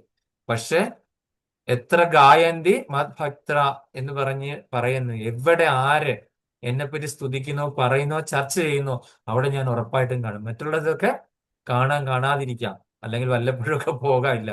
പക്ഷെ ആര് ഭഗവാന്റെ കാര്യം എവിടെ പറയുന്നു അവിടെ ഞാൻ കാണും. അപ്പം എന്താണ്? ഭക്തന്മാരോട് ഭഗവാന് അതിപ്രിയമാണ്. ഭഗവാന്റെ കാര്യം പറയാൻ സ്തോത്രപ്രിയനാണ്. അപ്പൊ എന്താണ്? സ്തുതിയിൽ ഭഗവാന് അതിയായ തൽപരനാണ്. ഭഗവാനെ പറ്റി സ്തുതിക്കുന്നതൊക്കെ. അതുകൊണ്ട് ഭഗവാന്റെ ലീലാസ്മരണം, ലീല എന്താണ് മറ്റൊരാളോട് കഥ പറഞ്ഞു കേൾപ്പിക്കുന്നതിൽ നിങ്ങൾ എല്ലാവരും എന്താണ് ഒരുപാട് ഇത് കാണിക്കണം. കാര്യം ആ പറയുന്ന സ്ഥലത്ത് തീർച്ചയായിട്ടും ഭഗവാൻ നിന്ന് കേൾക്കും. ഭഗവാൻ നിന്ന് കേൾക്കാനായിട്ടുള്ള രീതിയിൽ വേണം, ആ ഒരു മാധുര്യത്തോടു കൂടി വേണം നിങ്ങൾ പറയാനായിട്ട് ഭഗവാന്റെ കഥകള്. അപ്പം എന്താണ്? ഭഗവാന് ഭക്തന്മാരുടെ വായിൽ നിന്ന് വരുന്ന എച്ചിലാണെങ്കിൽ കൂടിയും ഭഗവാൻ അത് അമൃത തുല്യമാണ്. അപ്പൊ ഈ ഭഗവാന്റെ പരമഭക്തരായിട്ടുള്ള സത്യാന്വേഷികളായിട്ടുള്ള ഈ യോഗിമാര് കഴിച്ച ഭക്ഷണം ഇതിന്റെ എച്ചില് കഴിച്ചിട്ടാണ് അവരുമായിട്ടുള്ള സംഘം. ഈ 4 മാസക്കാലം അവരെന്ത് ചെയ്തു? ചാതുർമാസത്തിലെ 4 മാസക്കാലം അവരെന്ത് ചെയ്തു? ഭഗവത് കഥകളാണ് ചർച്ച ചെയ്തത് മുഴുവൻ. അപ്പൊ ആ ഭഗവത് കഥകൾ കേട്ടിരുന്നു. എല്ലാം മനസ്സിലായോ? ദാസീപുത്രനാണ് അല്ലെ. PhD വല്ലതും ഉണ്ടോ? വെറും ദാസീപുത്രനാണ്, കുട്ടിയാണല്ലേ. അവര് പറയുന്ന കഥകള് ഈ അറിയാനും കേൾക്കാനും മനസ്സിലാക്കാനും പറ്റാത്ത പ്രായത്തിൽ കേട്ടതും അവര് ചെയ്ത അവരുടെ എച്ചിലിന്റെ പങ്ക് അവിടെ ഇവിടേക്ക് വീണ് കിടന്നതും ഒക്കെ എടുത്ത് കഴിച്ച് ആ ഒരു മഹാത്മ്യം കൊണ്ടാണ് നാരദമുനി പിൽക്കാലത്ത് എന്താണ് ഈ ബ്രഹ്മദേവന്റെ മാനസപുത്രനായിട്ട് ഭഗവാന്റെ പരമഭക്തനായിട്ട് മാറിയത്. എന്നിട്ട് നാരദമുനി എന്ത് ചെയ്യുന്നു? ഈ ഇത് എന്നാ പറഞ്ഞ, ഈ അമ്മ മരിച്ചു പോകുന്നു. നാരദമുനിയുടെ അമ്മ മരിച്ചു കഴിഞ്ഞ് നാരദമുനിയോട് ഈ പറയുന്ന സന്യാസിമാർ അവിടെ പോകുമ്പോഴത്തേനും പോയി തപസ് അനുഷ്ഠിക്കാൻ പറയുന്നു. അവര് മൂലമന്ത്രമൊക്കെ ഉപദേശിച്ചു കൊടുക്കുന്നു. അങ്ങനെ അവിടെ പോയി ഭജിച്ച് അവിടെ നിന്ന് എന്ത് ചെയ്യുന്നു? പിന്നെ ആ, ഈ ഈ പറയുന്ന നമ്മളിപ്പൊ കാണുന്ന ആ നാരദമുനിയുടെ പദവിയിലേക്ക് എത്തിച്ചേരുകയാണ് ചെയ്തത്, അല്ലെ? തപസ് അനുഷ്ഠിച്ചു. അപ്പൊ അങ്ങനെ ആ നാരദമുനിയുടെ കാര്യങ്ങളൊക്കെ നാരദമുനി എങ്ങനെയാണെന്ന് പറഞ്ഞു കൊടുക്കുവാണ്. അപ്പൊ അടുത്ത ശ്ലോകത്തിൽ എന്താണ് പറയുന്നതെന്ന് നോക്കാം. അപ്പൊ ഭഗവാന്റെ സേവ, ഈ ശ്ലോകത്തിൽ നമ്മൾ മനസ്സിലാക്കേണ്ടത്, നമുക്ക് ഭഗവാനെ സേവ ചെയ്യണമെന്ന് ആഗ്രഹം ഉണ്ടെങ്കിൽ ഭഗവാന്റെ നേരിട്ട് സേവ ചെയ്യുന്നതിനേക്കാൾ ഭഗവാൻ ഇഷ്ടം ഭഗവാന്റെ പരമഭക്തനായ ഒരാളെ സേവ ചെയ്യുകയാണ്. അപ്പൊ പരമഭക്തനായ ആരാളാണ്? ഗുരു, ആധ്യാത്മിക ഗുരു. ആധ്യാത്മിക ഗുരു ഭഗവാന്റെ പരമഭക്തനാണ്. ആധ്യാത്മിക ഗുരുവിനെ എങ്ങനെ സേവ ചെയ്യാം? അദ്ദേഹം പറയുന്ന കാര്യങ്ങള് അനുസരിക്കുക, അദ്ദേഹത്തിന് ഇൻസ്ട്രക്ഷൻ ഫോളോ ചെയ്യുക. ഇൻസ്ട്രക്ഷൻ ഫോളോ ചെയ്യുന്ന നിയമനിയമങ്ങൾ പാലിക്കുക, 16 നാമം ജപിക്കുക, ആരതി അഭിഷേകത്തൊക്കെ ചെയ്യുക, ഭഗവത്ഗീത ഭാഗവതൊക്കെ വായിക്കുക, പഠിക്കുക, പ്രചരിപ്പിക്കുക. ഇതൊക്കെ ചെയ്ത് അദ്ദേഹത്തിനെ സേവ ചെയ്ത് അതുപോലെ തന്നെ എന്താണ്, നമ്മള് ഭഗവാന്റെ പ്രസാദം അല്ലാതെ മറ്റൊന്നും ഭക്ഷിക്കാതിരിക്കുക. ഇങ്ങനെ അദ്ദേഹത്തിന്റെ ഇൻസ്ട്രക്ഷനുകൾ ഫോളോ ചെയ്ത് അദ്ദേഹം പറയുന്നത് കേട്ട് ഭഗവാന്റെ ദിവ്യനാമം പ്രചരിപ്പിക്കാനുള്ള ഉദ്യമം നമ്മളെ ഏറ്റെടുത്ത് മുന്നോട്ട് പോവുകയാണെന്നുണ്ടെങ്കിൽ എന്താണ്, നമ്മള് ഈ പറയുന്ന ആധ്യാത്മിക ഗുരുവിന്റെ സേവനത്തെ നമ്മൾ അതേപടി ഫോളോ ചെയ്യുന്നവരാകും. അതായത് ഭഗവാന്റെ സേവ ചെയ്യുന്നതിനേക്കാളും കൂടുതൽ ഭഗവാന്റെ ശിഷ്യനെ സേവ ചെയ്യുന്നതാണ്, അല്ലെങ്കിൽ പരമഭക്തനെ സേവ ചെയ്യുന്നതാണ് കൂടുതൽ താല്പര്യം. പരമഭക്തനെ നമ്മൾ എങ്ങനെയാണ് സേവ ചെയ്യേണ്ടതെന്ന് ഞാൻ പറഞ്ഞു. നമ്മൾ ആധ്യാത്മിക ഗുരു പറയുന്ന അദ്ദേഹത്തിന്റെ നിർദ്ദേശങ്ങളെ അനുസരിച്ചിട്ട് മുന്നോട്ട് പോവുക, അല്ലേ? ഹരേ കൃഷ്ണ. ഇനി അടുത്തത് 24-ാമത്തെ ശ്ലോകം. അതിന് 4 ലൈനുണ്ട്. ശോഭനമാതാജി ശ്രദ്ധിക്കുക. തേ മയ്യവേദാഖിലം ചാപലേ അർഭകേ ദാന്തേ ധൃതക്രീഡന കേനുവർത്തിനീം ചക്രുഹു കൃപാം യദ്യപി തുല്യദർശന ശുശ്രൂഷമാണേ മുനയോൽപഭാഷിണീ തേ മയ്യവേദാഖില ചാപലേ അർഭകേ ദാന്തേ ധൃതക്രീഡന കേനുവർത്തിനി ചക്രുകൃപാം യദ്യപി തുല്യദർശന ശുശ്രൂഷമാണേ മുനയോൽപഭാഷിണീ. ഹരേ കൃഷ്ണ. ഞാൻ അഭിയ മാതാജി. ഹരേ കൃഷ്ണ. ശ്ലോകം 24. തേ മയ്യപേതാഖില ചാപലേ അർപ്പകേ ദാന്തേ അധൃതകീടനകേ അനുവർത്തിനീം ചക്രൂ കൃപാം യദ്യപി തുല്യദർശനഃ ശുശ്രൂഷമാണേ മുനയോ അല്പഭാഷിണീ.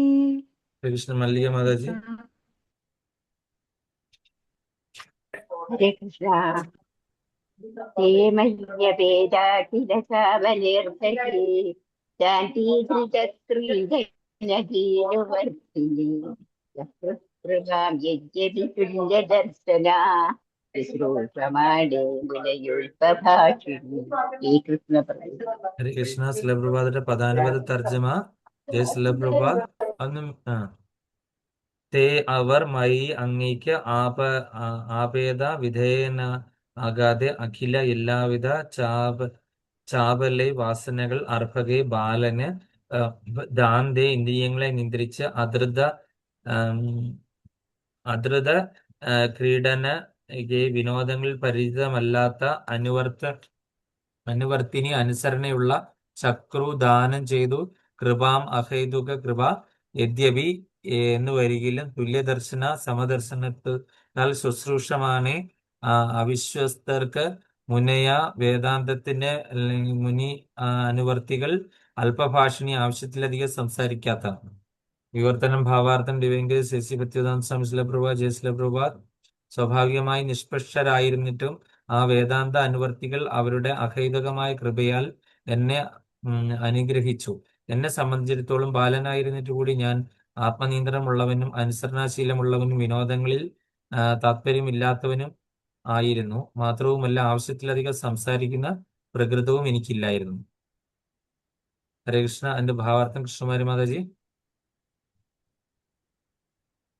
ഹരേ കൃഷ്ണ. സർവവേദങ്ങളും അന്വേഷിക്കുന്നത് എന്നെയാണ് എന്ന് ഭഗവത്ഗീതയിൽ ഭഗവാൻ അരുളി ചെയ്യുന്നു. ശ്രീ ചൈതന്യ മഹാപ്രഭു പറയുന്നു, വേദങ്ങളിലെ പ്രതിപാദ്യ വിഷയം 3 കാര്യങ്ങൾ മാത്രമാണ്. പരമദിവോത്തമ പുരുഷനുമായുള്ള ജീവാത്മാക്കളുടെ ബന്ധത്തെ ദൃഢമാക്കുക, ഭക്തിയുത സേവനവുമായി ബന്ധപ്പെട്ട കർത്തവ്യങ്ങൾ നിർവഹിക്കുക, അനന്തര ഭഗവത്ധാമത്തിൽ മടങ്ങിച്ചെല്ലുക എന്ന പരമമായ ലക്ഷ്യത്തെ പ്രാപ്തമാക്കുക. അത്തരത്തിൽ വാദികൾ അഥവാ വേദാന്ത അനുവർത്തികളെ പരമദിവോത്തമ പുരുഷൻ പരിശുദ്ധ ഭക്തരായി സൂചിപ്പിക്കുന്നു. അത്തരം വേദാന്തവാദികൾ അഥവാ ഭക്തി വേദാന്തികൾ ഭക്തിയുത സേവനത്തിന്റെ അതീന്ദ്രിയ വിജ്ഞാനം നിഷ്പക്ഷമായി വിതരണം ചെയ്യുന്നു. അവർക്ക് ശത്രുവോ അല്ലെങ്കിൽ മിത്രമോ ആയി ആരും തന്നെ ഇല്ല. പണ്ഡിതനെന്നോ പാമരനെന്നോ ഭേദവുമില്ല. പ്രതികൂലമായോ അനുകൂലമായോ ആരും തന്നെ ഇല്ല. സാമാന്യ ജനങ്ങൾ അബദ്ധമായി ഇന്ദ്രിയഗത വിഷയങ്ങളിൽ സമയം പാഴാക്കുന്നതായി ഭക്തി വേദാന്തികൾ ദർശിക്കുന്നു. അജ്ഞരായ സാമാന്യ ജനസമൂഹത്തിന് പരമദിവോത്തമ പുരുഷനുമായുള്ള നഷ്ടപ്പെട്ട ബന്ധത്തെ പുനഃസ്ഥാപിക്കുക എന്നതാണ് അവരുടെ മുഖ്യ വ്യാപാരം. അത്തരം ഉദ്യമത്താൽ അത്യധികം വിസ്മൃതാവസ്ഥയിലായ ആത്മാവിനെ പോലും ആത്മീയ ജീവിത ബോധത്തിലേക്ക് പ്രചോദിപ്പിക്കാനും അനന്തരം ഭക്തി വേദാന്തികളായി ഔപചാരികമായി ആരംഭിച്ച ശേഷം ആത്മസാക്ഷാത്കാര മാർഗത്തിൽ സാമാന്യ ജനങ്ങൾ ക്രമേണ പുരോഗമിക്കുന്നു. ആകയാൽ ആത്മനിയന്ത്രണം ആർജിക്കുന്നതിനും വിനോദം മുതലായവയിൽ നിർമുക്തത കൈവരുന്നതിനും വളരെ മുമ്പ് തന്നെ വേദാന്തികൾ ബാലനെ ഉപനയിച്ചു. ആത്മീയ മാർഗത്തിൽ പുരോഗതി ആഗ്രഹിക്കുന്ന ഒരാൾക്ക് ആവശ്യം വേണ്ടുന്ന അച്ചടക്കത്തിൽ ബാലൻ അതിരേഖരമായി പുരോഗമനോന്മുഖനായി തീർന്നു. യഥാർത്ഥ മാനവ ജീവിതത്തിന്റെ ആരംഭമായ വർണ്ണാശ്രമ ധർമ്മ സമ്പ്രദായത്തിൽ 5 വയസ്സ് കഴിഞ്ഞ പിഞ്ചു ബാലന്മാരെ ബ്രഹ്മചാരികളായി തീരാൻ ഗുരുവിന്റെ ആശ്രമത്തിൽ അയക്കുന്നു. അവിടെ ഗുരുകുലത്തിൽ രാജാവിന്റെ പുത്രനായാലും സാധാരണ പ്രജകളുടെ പുത്രന്മാരായാലും അവരെ ഈ വിഷയങ്ങളൊക്കെ ക്രമാനുഗതമായി അഭ്യസിപ്പിക്കുന്നു.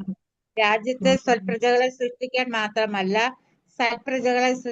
മാത്രമല്ല ആത്മസാക്ഷാത്കാരത്തിനായി ഓരോ ബാലന്റെ ഭാവി ജീവിതത്തെ രൂപപ്പെടുത്തിയെടുക്കുവാനും പരിശീലനം നിർബന്ധിതമാകുന്നു.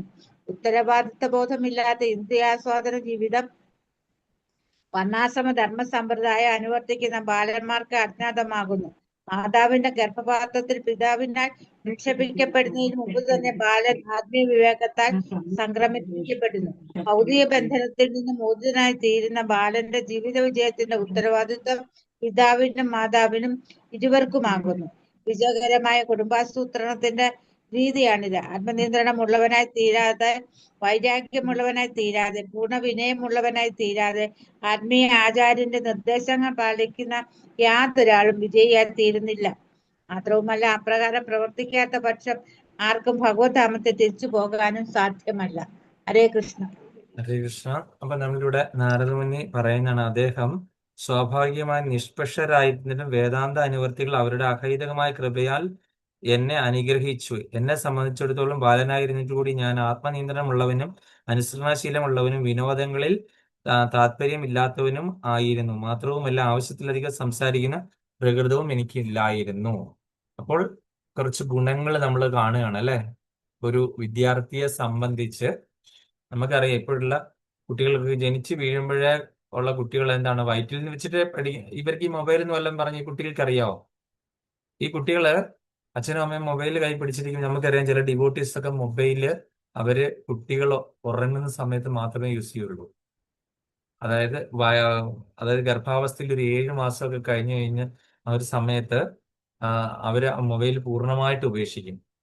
അതായത് ഫോൺ ഒക്കെ വന്നു കഴിഞ്ഞാൽ സ്പീക്കറിലിട്ട് ഒക്കെ സംസാരിക്കുക, അല്ലെങ്കിൽ ഈ ഹെഡ്ഫോൺ ഇങ്ങനത്തെ ബ്ലൂടൂത്ത് അങ്ങനത്തെ എന്തെങ്കിലും വെച്ച് സംസാരിക്കുക. കുട്ടി അതായത് അതിന്റെ ഉദ്ദേശം എന്ന് പറഞ്ഞാൽ അതിന്റെ റേഡിയേഷൻ അടിക്കാതിരിക്കുക, ഈ കുട്ടിക്ക് മൊബൈലിനോട് ആസക്തി ഉണ്ടാകാതിരിക്കുക എന്നുള്ളതാണ്. ഞാൻ ഇവിടെ ഒരു വീട്ടിലെ ഈ വൈഷ്ണവ രീതിയിലാണ് ആ കുട്ടി ഗർഭിണി ആയപ്പോൾ മുതല് അതിന്റെ അച്ഛനും അമ്മയും ബ്രാഹ്മണിക്ക് ഇനീഷ്യേറ്റഡ് ആണ്. അപ്പൊ അവരുടെ മകള് ഇതുപോലെ തന്നെ ചെറുപ്പം മുതലേ അത് ഈ പറയുന്ന പോലെ ഒറ്റ മകളേ ഉള്ളൂ, കൃഷ്ണാബോധം പ്രാക്ടീസ് ചെയ്താണ്. അപ്പൊ അതിന് എന്താണ് ഈ പുംസവനം, സീമന്തം, അതുപോലെ തന്നെ ഇങ്ങനെ ഗർഭസംസ്കാരങ്ങൾ മുഴുവൻ ചെയ്തു. വലിയ ഹോമങ്ങളൊക്കെ നടത്തി, കല്യാണം അടക്കം എല്ലാം അങ്ങനെയാണ് നടത്തിയത്.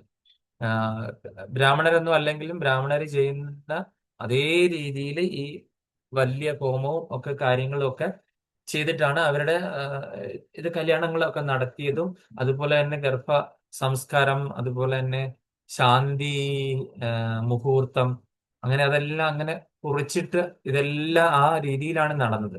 അപ്പൊ ആ കുട്ടി ഉണ്ടായതോ ഭഗവത്ഗീത ജയന്തിയുടെ അന്നാണ് ആ കുട്ടി ഉണ്ടായത്. ആ കുട്ടിക്ക് ഇപ്പൊ 5 വയസ്സൊക്കെ ഉണ്ട്. 5 വയസ്സുള്ളപ്പോൾ ഭഗവത്ഗീതയിലെ 2ാമത്തെ അധ്യായത്തിലെ എത്ര ശ്ലോകമുണ്ട്? 72 ശ്ലോകങ്ങള് ഭഗവത്ഗീത ജയന്തിയുടെ അന്ന് അത് കാണാതെ പറഞ്ഞു. അതുപോലെ തന്നെ വേറൊരു ഭഗവത്ഗീത അതിന്റെ ഒരു ബർത്ത്ഡേയുടെ അന്നത് ആ കുട്ടി എന്താണ് ആ, ഇത് ഭഗവത്ഗീതയിലെ ഭക്തിയോഗത്തിലെ 20 ശ്ലോകം 12ാമത്തെ അധ്യായത്തിലെ കാണാതെ പറഞ്ഞു. അപ്പൊ ഞങ്ങൾക്കൊക്കെ ഉണ്ടായ സന്തോഷം എന്ന് പറഞ്ഞു കഴിഞ്ഞാൽ, കാര്യം അച്ഛനും അമ്മയും വൈഷ്ണവരാണ്. കുട്ടികളെ ആ ഒരു രീതിയിൽ തന്നെ വളർത്തി കഴിയുമ്പോൾ കുട്ടികൾ എത്ര നല്ല രീതിയിൽ വളർന്നു. അപ്പൊ നമുക്ക് എന്താണ് മൊബൈലിനോടുള്ള ആസക്തി മാറ്റാൻ വേണ്ടിയിട്ട് അച്ഛനും അമ്മയും എന്തുമാത്രം കഷ്ടപ്പെട്ടായിരിക്കും അവർ മൊബൈലെല്ലാം മാറ്റി വെച്ച് ഗർഭാവസ്ഥയിൽ തന്നെ മൊബൈൽ ഉപേക്ഷിച്ചു. അത് കഴിഞ്ഞ് കുട്ടിയെ എന്താണ് അതൊരു പ്രത്യേക സ്റ്റേജ് എത്തുന്നത് വരെ മൊബൈല് കണ്ണിന് കാണിച്ചിട്ടില്ല, അല്ലെ? ഈ കുട്ടി കാണേണ്ട സാഹചര്യം വരുമ്പോഴൊക്കെ മൊബൈൽ നമുക്കറിയാം. ഇപ്പോഴുണ്ടെന്ന് കുട്ടികള് 2-3 മാസമായി കഴിഞ്ഞാൽ അതിന് കളിപ്പാട്ടങ്ങളോ ഡ്യൂപ്ലിക്കേറ്റ് ഫോണില്ലേ, ഈ ഫോൺ അത് കൊടുത്താൽ വേണ്ട, അവർക്ക് യഥാർത്ഥത്തിലുള്ള ഫോൺ മതി. വീഡിയോ ഗെയിം അച്ഛനും അമ്മ എന്താ ചെയ്യുന്നത്? വഴക്ക് പിടിക്കുമ്പോൾ വീഡിയോ ഗെയിം മൊബൈലോ ഓണാക്കി കൊടുത്തിരിക്കുക, അല്ലെ ടിവിയിലെ കാർട്ടൂൺ ഓണാക്കി കൊടുത്തിരിക്കുക. കുട്ടികളെ അവിടെ ഇട്ടിട്ട് അവരവരുടെ പാട്ടിന് പോകും, അല്ലെ? കുട്ടികളെ ശ്രദ്ധിക്കുന്നില്ല. അപ്പം അങ്ങനെയാണ് ഈ കുട്ടികള് ഏതാണ്ട് വല്ലാത്ത രീതിയിൽ വരുന്നത്, അല്ലെ? എന്താണ് ഓവർ ആക്റ്റീവ് ആണ് ഇപ്പോഴത്തെ കുട്ടികള്. എന്റെ അമ്മ പറയുന്നുണ്ട്, ഞങ്ങൾ 5 മക്കളെ വളർത്താനായിട്ട് അമ്മ ഒരു ബുദ്ധിമുട്ട് അറിയില്ല. ആ ചാണകം മെഴുകിയ തറയാണ്. അപ്പൊ എന്താണ് അവിടെ എന്തെങ്കിലും വേണമെങ്കിൽ ഒരു ചെരുപ്പ് കൊണ്ട് വെട്ടിയ ചെരുപ്പില്ല, ചെരുപ്പിന്റെ പഴയ ചെരുപ്പ് വെട്ടിയിട്ട് ഒരു ടയറുള്ള ഒരു വണ്ടിയോ, അല്ലെങ്കിൽ ഓലയും കൊണ്ട് ഉണ്ടാക്കുന്ന ഒരു കാറ്റാടിയോ, അല്ലെങ്കിൽ ആ, നിങ്ങൾക്ക് അറിയാം, ഞാൻ പറയുമ്പോ ചിലപ്പോ ചിരി വരുമായിരിക്കും. അല്ല, ഓലയും കൊണ്ട് ഉണ്ടാക്കുന്ന കാറ്റാടിയോ.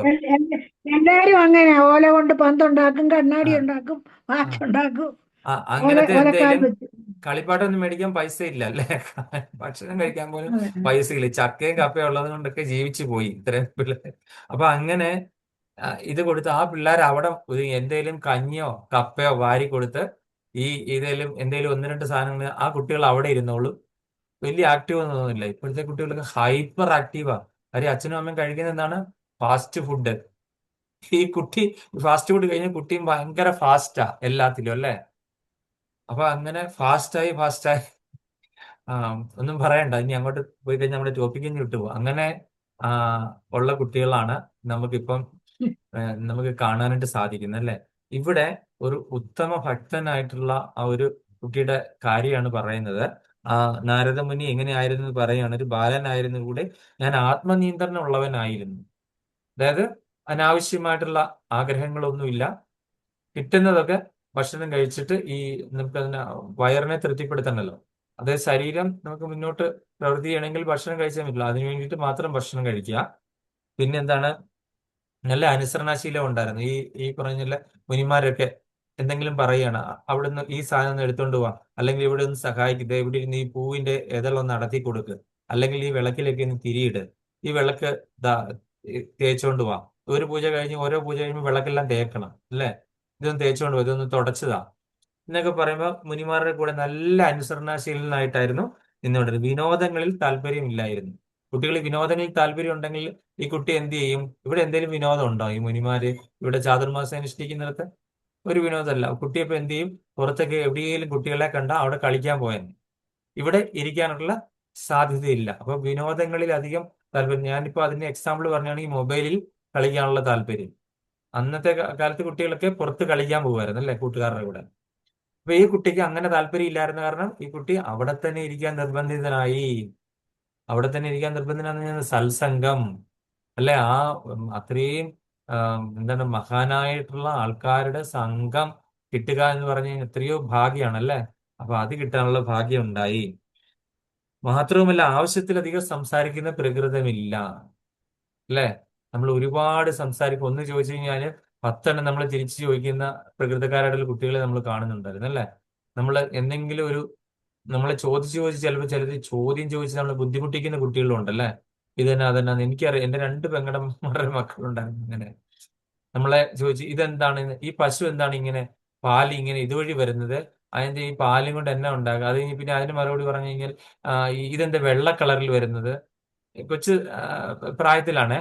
അങ്ങനെ ചോദ്യം ചോദിച്ച് നമ്മൾ അവസാനം പരാജയപ്പെട്ടു പോകും. അങ്ങനെ ഒരു ചോദ്യത്തിന് പുറമെ വീണ്ടും വീണ്ടും വീണ്ടും വീണ്ടും ചോദ്യം അങ്ങനെ പറയുന്ന കുട്ടികളുണ്ട്. അപ്പൊ ഇവിടെ എന്താണ് നാരദമുനിയുടെ പ്രത്യേകത എന്ന് പറഞ്ഞു കഴിഞ്ഞാൽ എന്താണ്? അധികം സംസാരിക്കുന്ന പ്രകൃതി അല്ല. വാചോ വേഗം മനസ്സോ വേഗം. നമ്മുടെ സംസാരത്തെ നിയന്ത്രിച്ചാൽ തന്നെ നമ്മൾ ഒരുപാട് പ്രശ്നങ്ങളിൽ നിന്നും നമ്മൾ മോചിതരാകും. സംസാരത്തെ നിയന്ത്രിക്കുക. വാചോ വേഗം മനസ്സോ വേഗം. ആവശ്യത്തിന് മാത്രം സംസാരിക്കുക. അത് ആണ് ഏറ്റവും വലിയ മനസ്സിലാണ്. രൂപ ഗോസ്വാമി ഉപദേശാമൃതത്തിൽ പറഞ്ഞാണ് വാചോ വേഗം മനസ്സോ വേഗം എന്ന് പറഞ്ഞിട്ടുള്ള ആ ശ്ലോകം നിങ്ങൾ കാണാൻ പഠിക്കാൻ പറ്റുന്നവരൊക്കെ പഠിക്കുക. മാതാജിക്ക് അറിയാതെ ഭക്തിശാസ്ത്രിക്ക് പഠിക്കുന്നതാണ്.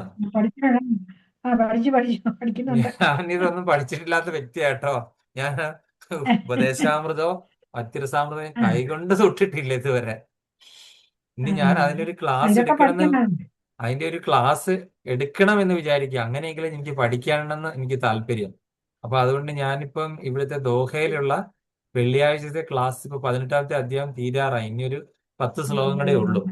ആ ശ്ലോകം കഴിഞ്ഞിട്ട് ഈ 18 അധ്യായങ്ങളുടെ റിവിഷൻ ഉണ്ട്. ജസ്റ്റ് ഒരു റിവിഷൻ.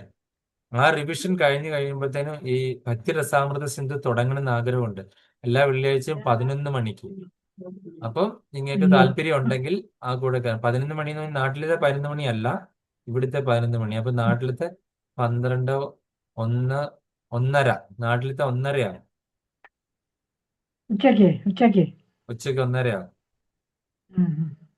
1:30 തൊട്ട് 3 വരെ കാണും. വല്ലാത്ത ടൈറ്റ് സമയല്ലേ? ഉറങ്ങുന്ന സമയമായിരിക്കും. ഉച്ചയുറക്കത്തിന്റെ ക്ലാസ്സുള്ള സമയം. ഉച്ചയുറക്കമല്ല ഞങ്ങൾക്കാണ് ക്ലാസ് ഉണ്ട്. തിങ്കൾ, ചൊവ്വ, ബുധൻ, വ്യാഴം, ശനി ക്ലാസ് ഉണ്ട്. മാനസി മാതാജിയുടെ 2:30 മുതൽ 3:30 വരെ. 2:30 മുതൽ സമയം അഡ്ജസ്റ്റ് ചെയ്യാമെങ്കിൽ നമ്മൾ കയറാം. കാരണം ആ ക്ലാസ് കളയാൻ പറ്റത്തില്ല. ഭാഗവതവും ഭഗവത്ഗീത. ഒരു ദിവസം ഭഗവത്ഗീത, അതെല്ലേ. 4 ദിവസം ഭാഗവതം. ഇവിടെ 2-3 പേരേ ഉള്ളൂ. ബാക്കി 150 പേരുണ്ടായിരുന്ന സത്സംഗത്തിൽ ഇപ്പൊ 2-3 പേരേ ഉള്ളൂ. അപ്പം അവരോട് ഞാൻ അഭ്യർത്ഥിക്കാം, നിങ്ങൾ കയറുവാണെങ്കിൽ എനിക്കത് എന്താണ് അങ്ങനെയെങ്കിൽ അത് വായിക്കാനായിട്ടൊരു സാഹചര്യം ഉണ്ടാകുമല്ലോ എന്ന് പറഞ്ഞ് അവരോട് പ്രേരിപ്പിക്കുക. വെള്ളിയാഴ്ചയാണ് നമുക്ക് വെള്ളിയാഴ്ച ക്ലാസ് ഇല്ലല്ലോ ചേച്ചി. വെള്ളിയാഴ്ച ഇല്ല. ഒരു ദിവസം പലപ്പോഴും വേഗം മനസ്സോ ക്രോധവേഗം. അല്ലെങ്കിൽ അത് പഠിക്കാനായിട്ടുള്ള ഒരു സാഹചര്യം ഇല്ല. വായിച്ചു നോക്കാനായിട്ട് സമയം കിട്ടത്തില്ല. ക്ലാസ് ആണെങ്കിൽ ആ ക്ലാസ് തന്നെ തുടർന്നു പോകും. ഞങ്ങളെ മുഴുവൻ വായിച്ചു കഴിഞ്ഞായിരുന്നു. അതെല്ലേ, ആദിചന്ദ്രപ്രഭുവിന്റെ ക്ലാസ് ഇല്ലേ, ഞങ്ങള് മുഴുവൻ വായിച്ചായിരുന്നല്ലേ. അപ്പൊ അങ്ങനെ നമ്മള് എന്താണ് അമിതമായിട്ട് സംസാരിക്കാണ്ട് പാടില്ല. ആവശ്യത്തിന് മാത്രം നമ്മൾ പറയുകയാണെങ്കിൽ കൂടുതലും ഭഗവാനെ പറ്റിയുള്ള കാര്യങ്ങള്, ഭഗവാന്റെ ഭക്തന്മാരെ പറ്റിയുള്ള കാര്യങ്ങൾ, ഭഗവാന്റെ ലീലകളെ പറ്റി പറയാനായിട്ട് ശ്രമിക്കുക. അങ്ങനെ പറയുവാണെങ്കിൽ നമ്മുടെ നാവ്, നമ്മുടെ ഇന്ദ്രിയങ്ങളെല്ലാം പവിത്രീകരിക്കപ്പെടുകയാണ് ചെയ്യുന്നത്. അപ്പം നാരദമുനിയുടെ പ്രകൃതം എന്ന് പറഞ്ഞു കഴിഞ്ഞാൽ കൂട്ടുകൂടി നടക്കുക, വിനോദങ്ങളിൽ ഏർപ്പെടുന്ന സ്വഭാവം ഇല്ലായിരുന്നു. അതായത് ഒരു പരമഭക്തനായിട്ടുള്ള ഒരു വിദ്യാർത്ഥി, ഗുരുകുല സമ്പ്രദായത്തിൽ പോകേണ്ട വിദ്യാർത്ഥികൾ. നമ്മൾ സുദാമയുടെയും കൃഷ്ണന്റെയും കാര്യമൊക്കെ കണ്ടിട്ടുണ്ടല്ലേ. സുദാമ എന്തായിരുന്നു? ഒരു വളരെ പാവപ്പെട്ട ഒരു ബ്രാഹ്മണനായിരുന്നു അല്ലെ സുദാമ. അപ്പോഴത്തേന് കൂട്ട് കിട്ടിയത് ആരെയാണ്? സാക്ഷാൽ പരമദീപോത്തമ പുരുഷനാണ് സഹപാഠിയായിട്ട് കൂടെ വന്നത് അല്ലേ. അപ്പൊ അങ്ങനെ 64 ദിവസം കൊണ്ട് ഗുരുദക്ഷിണ കൊടുത്തപ്പോ എന്താണ് പറയുന്നത്? സുദാമയ്ക്കും കൂടെ വേണ്ടിയിട്ടുള്ള ഗുരുദക്ഷിണയാണെന്ന്. അതായത് ഒന്നുമില്ലാത്ത ഈ ഓട്ടക്കാലനായിട്ടുള്ള സുദാമ എന്ത് ഗുരുദക്ഷിണ കൊടുക്കും? അപ്പൊ എന്ത് ചെയ്തു? ഭഗവാൻ പറഞ്ഞു, ഗുരുവിന്റെ മരിച്ചുപോയ പുത്രനെ സാന്ദീപനി മഹർഷിയുടെ വീണ്ടെടുത്ത് കൊടുത്തപ്പോൾ ഈ ഗുരുദക്ഷിണ സുദാമയ്ക്കും കൂടെ കൂടി അവകാശപ്പെട്ടതാണെന്ന് ആണ് ഭഗവാൻ പറഞ്ഞത്. നോക്കിക്കേ. അപ്പൊ അതാണ് നമ്മള് കാണാനായിട്ട് സാധിക്കുന്നത് അല്ലെ. സുദാമയ്ക്ക് ഒന്നും കൊടുക്കാനില്ല അല്ലെ, ആഗ്രഹം മാത്രമേ ഉള്ളൂ. ഒന്നും കൊടുക്കാനില്ലാത്ത സുദാമയും കൂടി ഭഗവാൻ എന്ത് ചെയ്തു? ആ ഒരു സേവയിൽ പങ്കെടുപ്പിച്ചു. അതാണ് ഭഗവാന്റെ പൊട്ടൻസി. അപ്പൊ അതുപോലെ നമ്മള് വാചോ വേഗം മനസ്സോ വേഗം പഠിച്ചു. അതുപോലെ തന്നെ ഓരോ ഇതുപോലെ നാരദമുനിയുടെ ക്വാളിറ്റി പറഞ്ഞതിൽ നിന്ന് നമ്മൾ മനസ്സിലാക്കേണ്ടത്, നമ്മൾ ഈ ഗുരുശിഷ്യ പരമ്പര സമ്പ്രദായത്തില് നമ്മള് ഒരു യഥാർത്ഥത്തിൽ ഒരു ഗുരുവിനെ സ്വീകരിക്കുമ്പോൾ ശിഷ്യന് വേണ്ട ക്വാളിറ്റീസ് ഇതിലെ ചില ക്വാളിറ്റീസ് ആണ് ഇവിടെ പറഞ്ഞത്. ആ ക്വാളിറ്റീസ് ഒക്കെ നമ്മൾ ഫോളോ ചെയ്യണം. ഹരേ കൃഷ്ണ. ആരോ സംസാരിക്കുന്നുണ്ടല്ലോ, ആരാണ്? ശ്ലോകം 25. എന്റെ ഈ ചെവിയിൽ ഇത് വെച്ചിരിക്കുന്ന കാരണം ആരെങ്കിലും നിങ്ങളുടെ ബാക്ക്ഗ്രൗണ്ടിൽ സംസാരിക്കുമ്പോൾ ഇങ്ങനെ കുത്തി കയറുന്ന പോലെയാണ്. ഉച്ഛിഷ്ടലേപാനനുമോദിതോ ദ്വിജൈ സ്ക്രിൽസ്മൈ പുഞ്ചേ തദ പാസ്തകിൽ വിക്ഷം ഏവം പ്രവൃത്തസ്യ വിശുദ്ധചേതസാസ്തദ്ധർമ്മം ഏവാത്മരുചി പ്രജായതേ.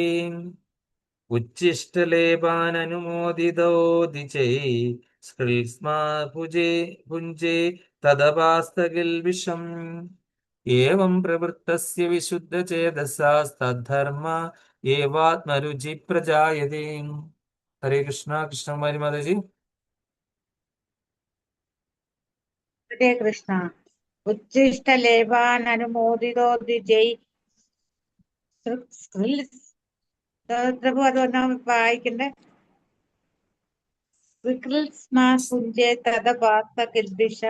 ആ ഒരു വാക്ക് തെറ്റി.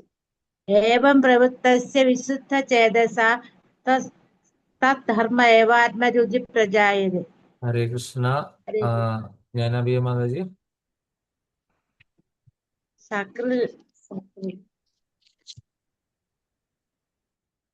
ജ്ഞാനാഭിയ മാതാജി കേൾക്കത്തില്ല. ഉച്ഛിഷ്ടലേപാനനുമോദിതോ ദ്വിജൈഃ സ്കൽഷ്മ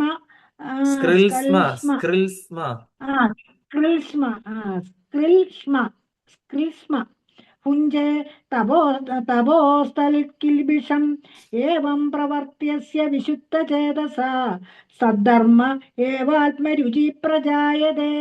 ഹരേ കൃഷ്ണ. ശിലപ്രഭാതയുടെ പദാനുപദ തർജ്ജമ ജയ ശിലപ്രഭാത്. ഉച്ഛിഷ്ട ലേപാൻ ഭക്ഷണ അവശേഷ അനുമോദിത അനുവദിക്കുകയാൽ ദ്വിജൈ വേദാന്തികളായ ബ്രാഹ്മണരാൽ സകറിൽ ഒരിക്കൽ സ്മ ഭൂതകാലത്തിൽ പുഞ്ചെ ഭുജിച്ചു തൽ ആ പ്രവൃത്തി അപാസ്തു ഇല്ലാതാക്കി കിൽബിഷ സർവപാപങ്ങളും ഏവം അപ്രകാരം പ്രവൃത്തസ്യ നിരതനായി തീരുക വിശുദ്ധ ചേതസ വിശുദ്ധ ഹൃദയനായ ഒരുവന്റെ തൽ ആ സവിശേഷ ധർമ്മ സ്വഭാവം ഏവ നിശ്ചയമായ ആത്മരുചി അതീന്ദ്രിയ ആകർഷണ പ്രജായതെ ആവിഷ്കൃതമായി അല്ലെങ്കിൽ പ്രത്യക്ഷമായി. വിവർത്തനം ഭാവാർത്ഥം ഡിവൈൻ ഗ്രേസ് AC ഭക്തിവേദാന്ത സ്വാമി ശിലപ്രഭാത് ജയ ശിലപ്രഭാത്. അവരുടെ അനുവാദത്തോടെ ഒരിക്കൽ മാത്രം അവരുടെ ഭക്ഷണ അവശേഷം ഞാൻ ഭക്ഷിച്ചു. അപ്രകാരം ഭക്ഷിക്കൽ എന്റെ സർവ്വപാവങ്ങൾ തൽക്ഷണ സമൂലം നശിപ്പിക്കപ്പെട്ടു. അങ്ങനെ എനിക്ക് ഹൃദയശുദ്ധി കൈവരിയും അതീന്ദ്രിയവാദികളുടെ അതേ നൈസർഗിക ഗുണം എന്നിലേക്ക് ആകർഷിതമാകുകയും ചെയ്തു. അപ്പോൾ നാരദമുനി ഇവിടെ ഒരു കാര്യം വെളിപ്പെടുത്തിയാണ്. നാരദമുനിക്ക് അത്ര അറിയാവുന്ന സമയവും ഒന്നുമല്ല, പക്ഷെ ഭഗവാൻ പരമദിവ്യോത്തമ പുരുഷന്റെ കൃപയാൽ നാരദമുനിക്ക് ഒരു കാര്യം അവിടെ തോന്നിച്ചു. അദ്ദേഹം അത് ചെയ്തു. ഒരു പ്രാവശ്യം മാത്രം കഴിച്ചപ്പോൾ തന്നെ നാരദമുനിക്ക് അത്രയും ഒരു ഇതുണ്ടായി. മല്ലിക മാതാജി ആണ് ഭാവാർത്ഥം വായിച്ച്. മല്ലിക മാതാജി ഭാവാർത്ഥം. ഹരേ കൃഷ്ണ മാതാജി. ശീലപ്രഭാജി. ഒരു വിധത്തിൽ പറഞ്ഞാൽ സാംക്രമിക രോഗങ്ങൾക്ക് സമാനം സാംക്രമികമാണ് ശുദ്ധഭക്തിയും. ഫലം മംഗളകരമാണെന്നേയുള്ളൂ. ഒരു ശുദ്ധഭക്തൻ സർവപാപങ്ങളിൽ നിന്നും സ്വതന്ത്രനാകുന്നു. പരിശുദ്ധ ജീവസത്തകളിൽ വെച്ച് പരമപരിശുദ്ധനാണ് പരമദിവ്യോത്തമ പുരുഷൻ. ഭൗതിക ഗുണങ്ങളുടെ സംക്രമണത്തിൽ നിന്ന് ഒരാൾ അതേ തോതിൽ പരിശുദ്ധി നേടണം. അല്ലാത്ത പക്ഷം ഭഗവാന്റെ ശുദ്ധ ഭക്തനായി തീരുക സാധ്യമല്ല. മുകളിൽ പരാമർശിച്ച ഭക്തി വേദാന്തികളൊക്കെ ശുദ്ധഭക്തന്മാരാണ്. അവരുടെ സംസർഗത്താലും അവരുടെ ഉച്ഛിഷ്ടം ഒരിക്കൽ മാത്രം സേവിച്ചതിനാലും അവരുടെ ഗുണങ്ങളുടെ പരിശുദ്ധിയിൽ ബാലൻ പരിശുദ്ധനാക്കപ്പെട്ടു. ശുദ്ധഭക്തരുടെ അനുമതി കൂടാതെ പോലും അവരുടെ പ്രസാദോച്ഛിഷ്ടം സേവിക്കാം. ചില കപട ഭക്തന്മാരുണ്ട്. അവരെ കുറിച്ച് നാം അതീവ ജാഗ്രതയുള്ളവരാകണം.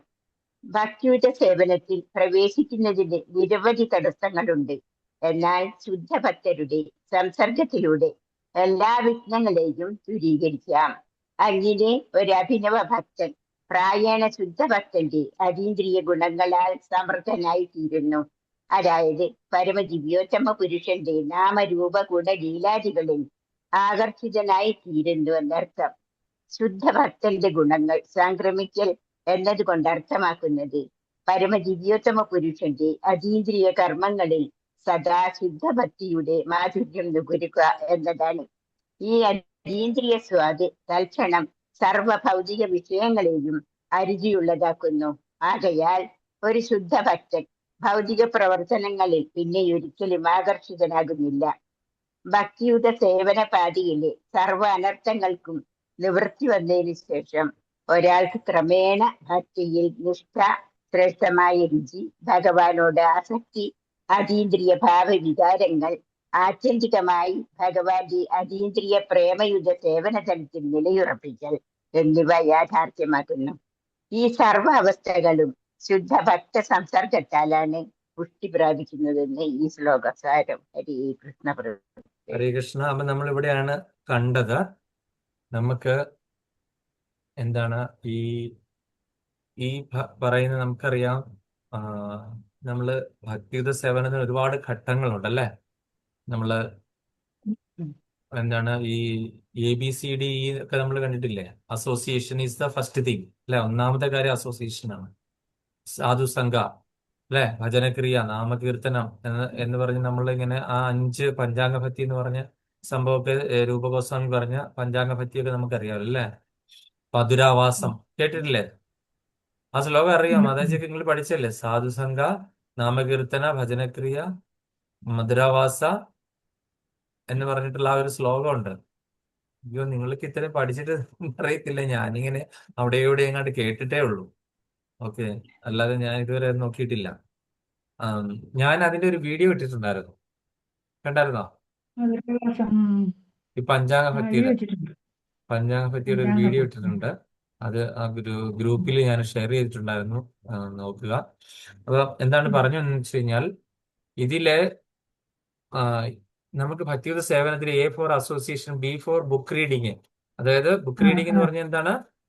ശ്രീമദ് ഭാഗവതം, ഭഗവത്ഗീത, ഭഗവാനെ പറ്റിയുള്ള കാര്യങ്ങള് അടങ്ങിയ പുസ്തകങ്ങള് പഠിക്കുക, ആധ്യാത്മിക ഗ്രന്ഥങ്ങൾ പഠിക്കുക. പിന്നെ അടുത്തത് ചാൻഡിങ്, അതായത് ഭജനക്രിയ അല്ലെങ്കിൽ നാമകീർത്തനം എന്ന് പറയുന്ന അത്. പിന്നെ അടുത്തത് D ഫോർ ഡയറ്റ്, കൃഷ്ണപ്രസാദം. അപ്പൊ കൃഷ്ണപ്രസാദം കഴിക്കുക എന്നുള്ളത് വളരെ വളരെ ഇമ്പോർട്ടന്റ് ആണ് അല്ലെ. ഭഗവാന് നിവേദിച്ച സാധനങ്ങൾ കഴിക്കുക എന്നുള്ളത് നമ്മളുടെ പുരോഗതിക്ക്. കാര്യം നമ്മളുടെ ഇന്ദ്രിയങ്ങളിലേക്ക് എന്താണ് വ്യാപിക്കുന്നത്? ഇന്ദ്രിയങ്ങൾക്ക് ഊർജ്ജിതല്ലേ പോഷണം എവിടെ നിന്നാണ് കിട്ടുന്നത്? നമ്മൾ കഴിച്ച ആഹാരത്തിൽ നിന്നാണ് അല്ലെ. അത് രക്തത്തിൽ കലർന്ന് ഇങ്ങനെ എല്ലായിടത്തും വ്യാപരിച്ചു കഴിയുമ്പോൾ ഇന്ദ്രിയങ്ങളിലെ മനസ്സിനെ അതൊക്കെ സ്വാധീനിക്കും. കാര്യം അമിതമായിട്ട് നോൺ വെജ് കഴിക്കുന്ന ആൾക്കാർക്ക് അവരുടെ ആഗ്രഹങ്ങളെ അടക്കാൻ പറ്റത്തില്ല. കാര്യം കഴിക്കുന്ന ഭക്ഷണങ്ങളുടെ എഫക്റ്റ് തീർച്ചയായിട്ടും ഉണ്ടാകും. തമോ ഗുണത്തിലുള്ള ഭക്ഷണമൊക്കെ കഴിച്ചു കഴിഞ്ഞു കഴിഞ്ഞാൽ ആ രീതിയിലുള്ള സ്വഭാവമായിരിക്കും അല്ലെ. ചിലരൊക്കെ പോത്തിനെയൊക്കെ കഴിച്ച് പോത്തിന്റെ പ്രകൃതമായി മാറുക അല്ലെ. ഒന്നും പറഞ്ഞാൽ അങ്ങോട്ട് കേറത്തില്ല, അനങ്ങാതെ നിൽക്കുന്ന ആ ഒരു ഇത്. അല്ല, അവർക്ക് കണ്ടാലും പോത്തിന്റെ ഒരു ലക്ഷണമാണ്. അപ്പൊ അങ്ങനെ എന്താണ്, ഈ പോത്തിന്റെ പോലെ പറഞ്ഞാലൊന്നും അനുസരിക്കത്തില്ല. അതുപോലെ തന്നെ ആവശ്യമുള്ള സ്ഥലത്ത് പ്രതികരിക്കത്തില്ല, ആവശ്യമില്ലാത്തടത്ത് പ്രതികരിക്കും. ഇങ്ങനെയൊക്കെയുള്ള ഒരുപാട് സ്വഭാവങ്ങളുണ്ട്. അപ്പൊ ഈ പ്രസാദം എന്ന് പറയുന്ന ഒരു കാര്യം ഭയങ്കര ഇമ്പോർട്ടന്റ് ആണ്, ഈ പ്രസാദം കഴിക്കുക എന്നുള്ളത്. അപ്പം ഈ പ്രസാദം കഴിച്ചാൽ നമ്മുടെ നല്ലൊരു, അതായത് ഒരാളെ കൃഷ്ണാഭൂതിയിലേക്ക് കൊണ്ടുവരാൻ പ്രസാദം കൊടുത്തിട്ടാണ് നമ്മൾ കൊണ്ടുവരാനായിട്ട്. ഒരുപാട് പേര് അങ്ങനെ പ്രസാദം കഴിച്ച് കൃഷ്ണാഭൂതിയിലേക്ക് വന്നവർ ഒരുപാട് ഭക്തന്മാരെ നമുക്കറിയാം. അതായത് നമ്മൾ സാധാരണഗതിയിൽ എന്താണ് ഭഗവാനെ നിവേദിച്ച പ്രസാദം മറ്റൊരാൾക്ക് കൊടുത്തു കഴിഞ്ഞാൽ നമ്മൾ ഓട്ടോമാറ്റിക്കലി അവരെ കൃഷ്ണഭക്തരാക്കാനായിട്ടുള്ള പ്രോസസ്സിലായി എന്നാണ് പറയുന്നത്. ഞങ്ങളോടൊക്കെ പറഞ്ഞത് പറഞ്ഞില്ല, കേട്ടില്ല. ഡയറ്റ് പറഞ്ഞില്ല. എത്തിക്കേറ്റ്സ്, വൈഷ്ണവ എത്തിക്കേറ്റ്സ്, വൈഷ്ണവ ആചരണം അല്ലെങ്കിൽ വൈഷ്ണവ സദാചാരം എന്ന് പറയുന്നത്. നമ്മള് തിലകം ധരിക്കുന്നത്, കുർത്ത ധോത്തിയൊക്കെ ഇടുന്നത്, മാതാജിമാരിങ്ങനെ സാരി ഇങ്ങനെ ഇവിടെ ആചാര്യന്മാരെ കാണുമ്പോഴും ഭഗവാന്റെ ആൾട്ടറിന്റെ മുന്നിൽ ചെല്ലുമ്പോഴും സാരിയോ ഷാളോ ഇട്ടിട്ട് തലയിൽ ഇങ്ങനെ മൂടി ഇങ്ങനെ വെക്കുന്നത്, അതൊക്കെ വൈഷ്ണവ ആചരണത്തിന്റെ ഭാഗമാണ്. പിന്നെ കണ്ടിമാല ധരിക്കുന്നത്, അതുപോലെ അങ്ങനെ ഓരോ ഇതാണ് വൈഷ്ണവ എത്തിക്കേറ്റ്സിൽ പെട്ടത്. ഓക്കെ. എ ഫോർ അസോസിയേഷനിലെ സത്സംഗം, B for book reading, C for chanting, D for diet കൃഷ്ണപ്രസാദം, E for Vaishnava etiquettes Vaishnava ആചരണം. അപ്പൊ അങ്ങനെ അങ്ങനെ നമ്മൾ എന്താണ് കണ്ടത്? ഈ പറയുന്ന കൃഷ്ണപ്രസാദം കഴിച്ചാൽ തന്നെ എന്താണ് ഭഗവാൻ കൃഷ്ണാബോധത്തിലേക്ക് ഒരാളെ കൊണ്ടുവരാൻ വളരെ എളുപ്പമാണ്.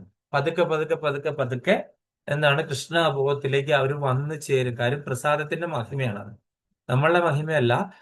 ഭഗവാന് ഭക്ഷിച്ച ആ ഒരു പ്രസാദത്തിന്റെ മഹിമ, ഭഗവാന്റെ ആ ഒരു എച്ചില് അല്ലെങ്കിൽ ഭഗവാന്റെ ആ ഒരു പ്രസാദത്തിന്റെ മഹിമയാണ്. എന്താണ് പ്രസാദത്തിന്റെ കൃപ കൊണ്ടാണ് അവർ ഭക്തരായി തീർന്നത്, അല്ലാതെ നമ്മളുടെ മഹിമയല്ല. അപ്പോൾ ഇവിടെ പറയുന്നത് ആ നാരദമുനിക്ക് ഒരു ദിവസം അവരോട് നാരദമുനി അവർ കഴിച്ചതിന്റെ ബാക്കി ചോദിക്കുകയും അവര് എന്ത് ചെയ്തു?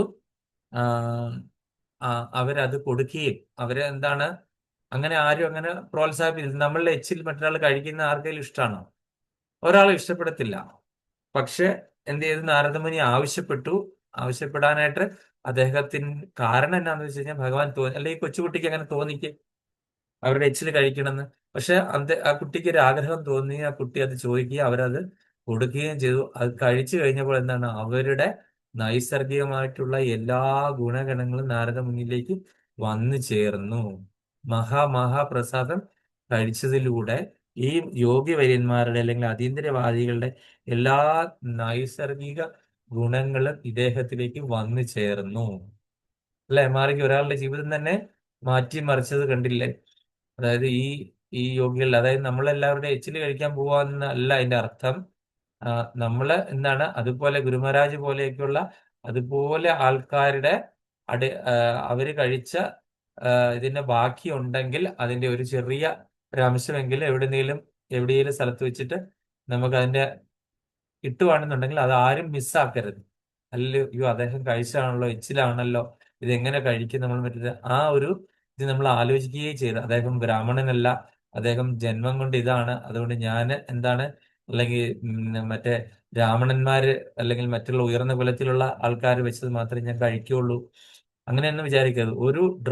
ഒരു റൈസിന്റെ ഒരു ഡ്രോപ്പ് ആണെങ്കിൽ കൂടിയും ഗുരുമഹാരാജ് അങ്ങനെ ആരെങ്കിലും വലിയ ഉയർന്ന ശ്രീലപ്രഭാതരുടെ നേരിട്ടുള്ള ശിഷ്യന്മാരൊക്കെ വരുമ്പോ അവരൊക്കെ കഴിച്ചതിന്റെ മത്സരമാണ്, പിടിച്ചു പറയാണ് ശിഷ്യന്മാരെല്ലാരും കൂടി ഒരു ചെറിയ ഒരു പീസ് എങ്കിലും കിട്ടാനായിട്ട് അത് കഴിക്കാൻ വേണ്ടിയിട്ട്.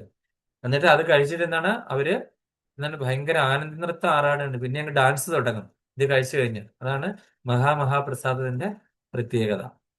പിന്നെ അമിതമായ ആഹ്ലാദമാണ്. അത് അവർ പറയുന്നത് ആക്ടിങ് ഒന്നുമല്ല, അവർക്ക് ഓട്ടോമാറ്റിക്കലി വന്നു ചേർന്നാണ്. ഈ മഹാപ്രസാദത്തിന്റെ ആ ഒരു പവിത്രതയാണ്. കാര്യം ഭഗവാന്റെ പ്രഭു അല്ല ഈ ഡാൻസിന്റെ പറഞ്ഞപ്പോഴാ പ്രഭു എനിക്ക് ഒരു കേട്ടത്. ഈ റോഡേ കൂടെ ഇവരല്ല പിന്നെ കഴക്കൂട്ടത്താ റോഡേ കൂടെ ഇവരിങ്ങനെ, അവിടെ കഴക്കൂട്ടത്ത് ഒരു സെന്ററും ഉണ്ട്, ഇവരിങ്ങനെ പിന്നെ നാമം ചൊല്ലി ഇങ്ങനെ ആടി ഒക്കെ പോയപ്പോഴേ പെണ്ണുങ്ങളും ഉണ്ട് അതിനകത്ത്. അന്നേരം പറയുന്ന നല്ല ചൂരല് വെച്ച് കൊടുക്കാഞ്ഞിട്ടാ ഈ കുഴപ്പമെന്ന്, ഈ ആടി നടക്കുന്നത്.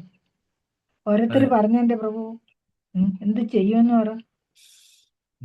നമ്മുടെ ആൾക്കാരെ പറയുള്ളൂ, മറ്റേ വേറെ ആരും പറയത്തില്ല. മാതാജി അല്ല നമ്മുടെ ആൾക്കാർ തന്നെ അവര് കളിയാക്കി തമാശാക്കി നാമം ചൊല്ലുന്ന ഇങ്ങനെയാണോന്നാ ചോദിക്കുന്നത്. എന്ത് അപ്പൊ ചെയ്യും? അവർക്കൊന്നും നമ്മളുടെ ആ സിസ്റ്റം ഒരിക്കലും അക്സെപ്റ്റ് ചെയ്യാൻ പറ്റാത്ത കാര്യം എന്ന് പറഞ്ഞാൽ അവർ ആ ഒരു ഇടുങ്ങിയ ചിന്താഗതിയിലാണ് അവർ ജീവിച്ചു പോരുന്നത്. നിങ്ങൾക്ക് ഈ പ്രായം ഏറിയ സമയത്താണെങ്കിലും ഇതിലേക്ക് വരാനായിട്ടൊരു ഭാഗ്യം ഉണ്ടായല്ലോ എന്നിടത്ത് നമ്മള് ഭഗവാന് നന്ദി പറയുക. നമ്മള് പറയും നിങ്ങളുടെ വാട് നോക്കാൻ പറയത്രേ ഉള്ളൂ. അല്ല, ഭഗവാന് നന്ദി പറയുക, അതിന് അവസരം ഇടയാക്കിയ ആൾക്കാരെ വേണ്ടിയിട്ടും പ്രാർത്ഥിക്കുക. ആരാണോ നമ്മളെ കൃഷ്ണാബോധത്തിലേക്ക് കൊണ്ടുവരാനായിട്ട് ഇടയാക്കിയ അവർക്ക് വേണ്ടിയിട്ടും പ്രാർത്ഥിക്കുക. കാര്യം അവരുടെ കൃപ കൊണ്ടാണ് നമ്മൾ ഇപ്പോഴും ഇരിക്കുന്നത്, അല്ലേ? അപ്പൊ ആ കൊണ്ടുവരാൻ സമയം ഇടയായ കഴിഞ്ഞു പോയല്ലോ എന്നുള്ളതാണ്. ആ സമയം താമസിച്ചു പോയി എന്നുള്ളൊരു നിങ്ങൾ വിഷമം. ആരും മറക്കരുതാത്ത ഒരു വ്യക്തിയാണ് നമ്മളെ കൃഷ്ണാബോധത്തിലേക്ക് കൊണ്ടുവന്ന വ്യക്തിയെ. സാധാരണ ഇതിൽ എനിക്ക് ഇവിടെ ഞാനൊരു പ്രഭുവിനോട് പറയാറുണ്ട്, കൃഷ്ണാബോധത്തിലേക്ക് കൊണ്ടുവന്ന അദ്ദേഹം ഒരുപാട് കൃഷ്ണാബോധത്തിലേക്ക് കൊണ്ടുവന്ന വ്യക്തി എന്ത് ചെയ്തു? ഫോളനായി പോയി. ഫോളനായെന്ന് പറഞ്ഞാൽ അതായത് ഇവിടെ ഒരു പ്രഭുവിനെ വേറൊരു പ്രഭു കൃഷ്ണാബോധത്തിലേക്ക് കൊണ്ടുവന്ന് കഴിഞ്ഞപ്പം ഈ കൊണ്ടുവന്ന ആള് എന്താണ്, നാലുകാലെ നടന്ന് ദൂർത്തടിച്ച് ഭാര്യയും പിള്ളേരെയും എല്ലാം എടുത്തിട്ട് അടിച്ച് അങ്ങനെ നടന്നുകൊണ്ടിരുന്ന വ്യക്തി വന്നപ്പം എന്താണ് ഭയങ്കരമായിട്ട് കൃഷ്ണാബോധത്തിൽ പുരോഗമിച്ചു. അയാൾക്ക് ഭയങ്കര കോടീശ്വരൻ, അത്രയും സ്വത്തും ഇവിടുത്തെ ബിസിനസ് ഒക്കെ ഉള്ള ആളാണ്. അത് മുഴുവൻ നശിപ്പിച്ചുകൊണ്ടിരുന്ന വ്യക്തി എന്താണ് ഇപ്പൊ അതൊന്നും ഇല്ല. ആരതി ചെയ്യും, അഭിഷേകം ചെയ്യും, ഭോഗം ഓഫർ ചെയ്തിട്ട് ഭക്ഷണം കഴിക്കുന്ന ഒരു 5-8 വർഷത്തോളമായി അങ്ങനെയാ കഴിയുന്നത്.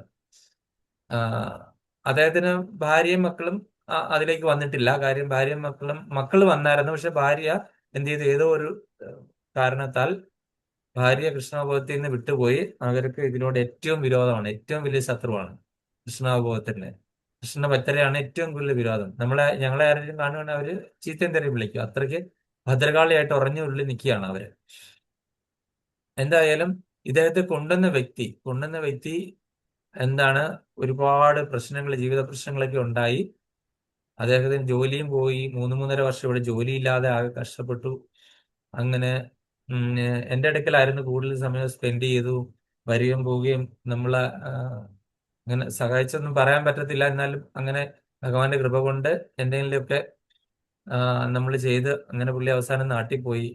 അങ്ങനെ നാട്ടിൽ പോയിട്ട് പിന്നെ അവിടെയും ജോലി ഇല്ലാതെ ഇരിക്കുന്നു. പിന്നെ ഞാൻ എൻ്റെ വീട്ടിൽ കൊണ്ടുപോയി ഒരു ശമ്പളത്തിന് നിർത്തി.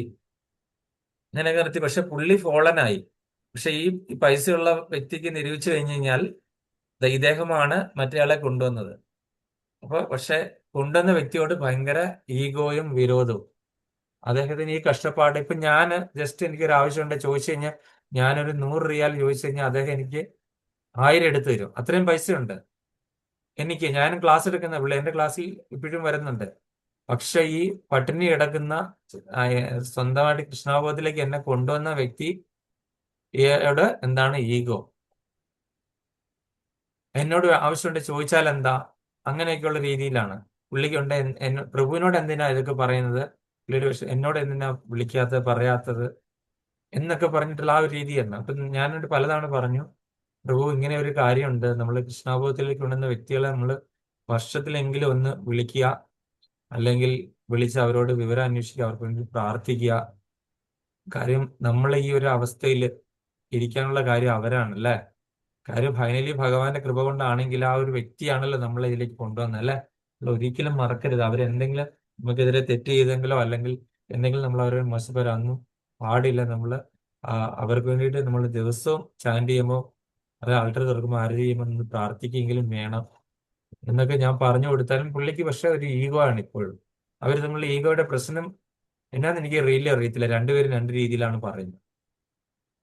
അപ്പൊ അതുകൊണ്ട് നമ്മൾ ശ്രദ്ധിച്ചു വേണം. അപ്പൊ നമ്മൾ ഓരോരുത്തരും ഈ പ്രായത്തിലാണ് വന്നതെങ്കിൽ കൂടിയും ഭാഗ്യവാന്മാരാണ്. ഒരിക്കലും ഇത് നഷ്ടമല്ല.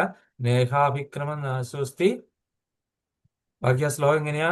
സ്വല്പം അല്പസ്യ ധർമ്മസ്യ ത്രായതോ മഹതോ ഭയം. ഈ കൃഷ്ണാബോധ പ്രവർത്തനം നമുക്ക് ഒരിക്കലും ഒരു നഷ്ടമോ ഒരു ലാഭമോ അല്ല. ലാഭം മാത്രമേ ഉള്ളൂ, ഒരിക്കലും നഷ്ടം ഉണ്ടാവില്ല എന്നുള്ളതാണ് അല്ലെ. സ്വല്പം അല്പമെങ്കിലും നിങ്ങൾ കൃഷ്ണാബോധം പ്രാക്ടീസ് ചെയ്തിട്ട് എന്താണ് ഭഗവാന്റെ അടുത്തേക്ക് പോവുക. ഇത്രയും മാത്രമേ പറയാനുള്ളൂ. നമ്മളുടെ ക്ലാസ് അവസാനിച്ചിരിക്കുന്നു. എന്തെങ്കിലും സംശയം ഉണ്ടെങ്കിൽ ചോദിക്കാം. ഒരു പോയിന്റ് പറയാം പ്രഭു.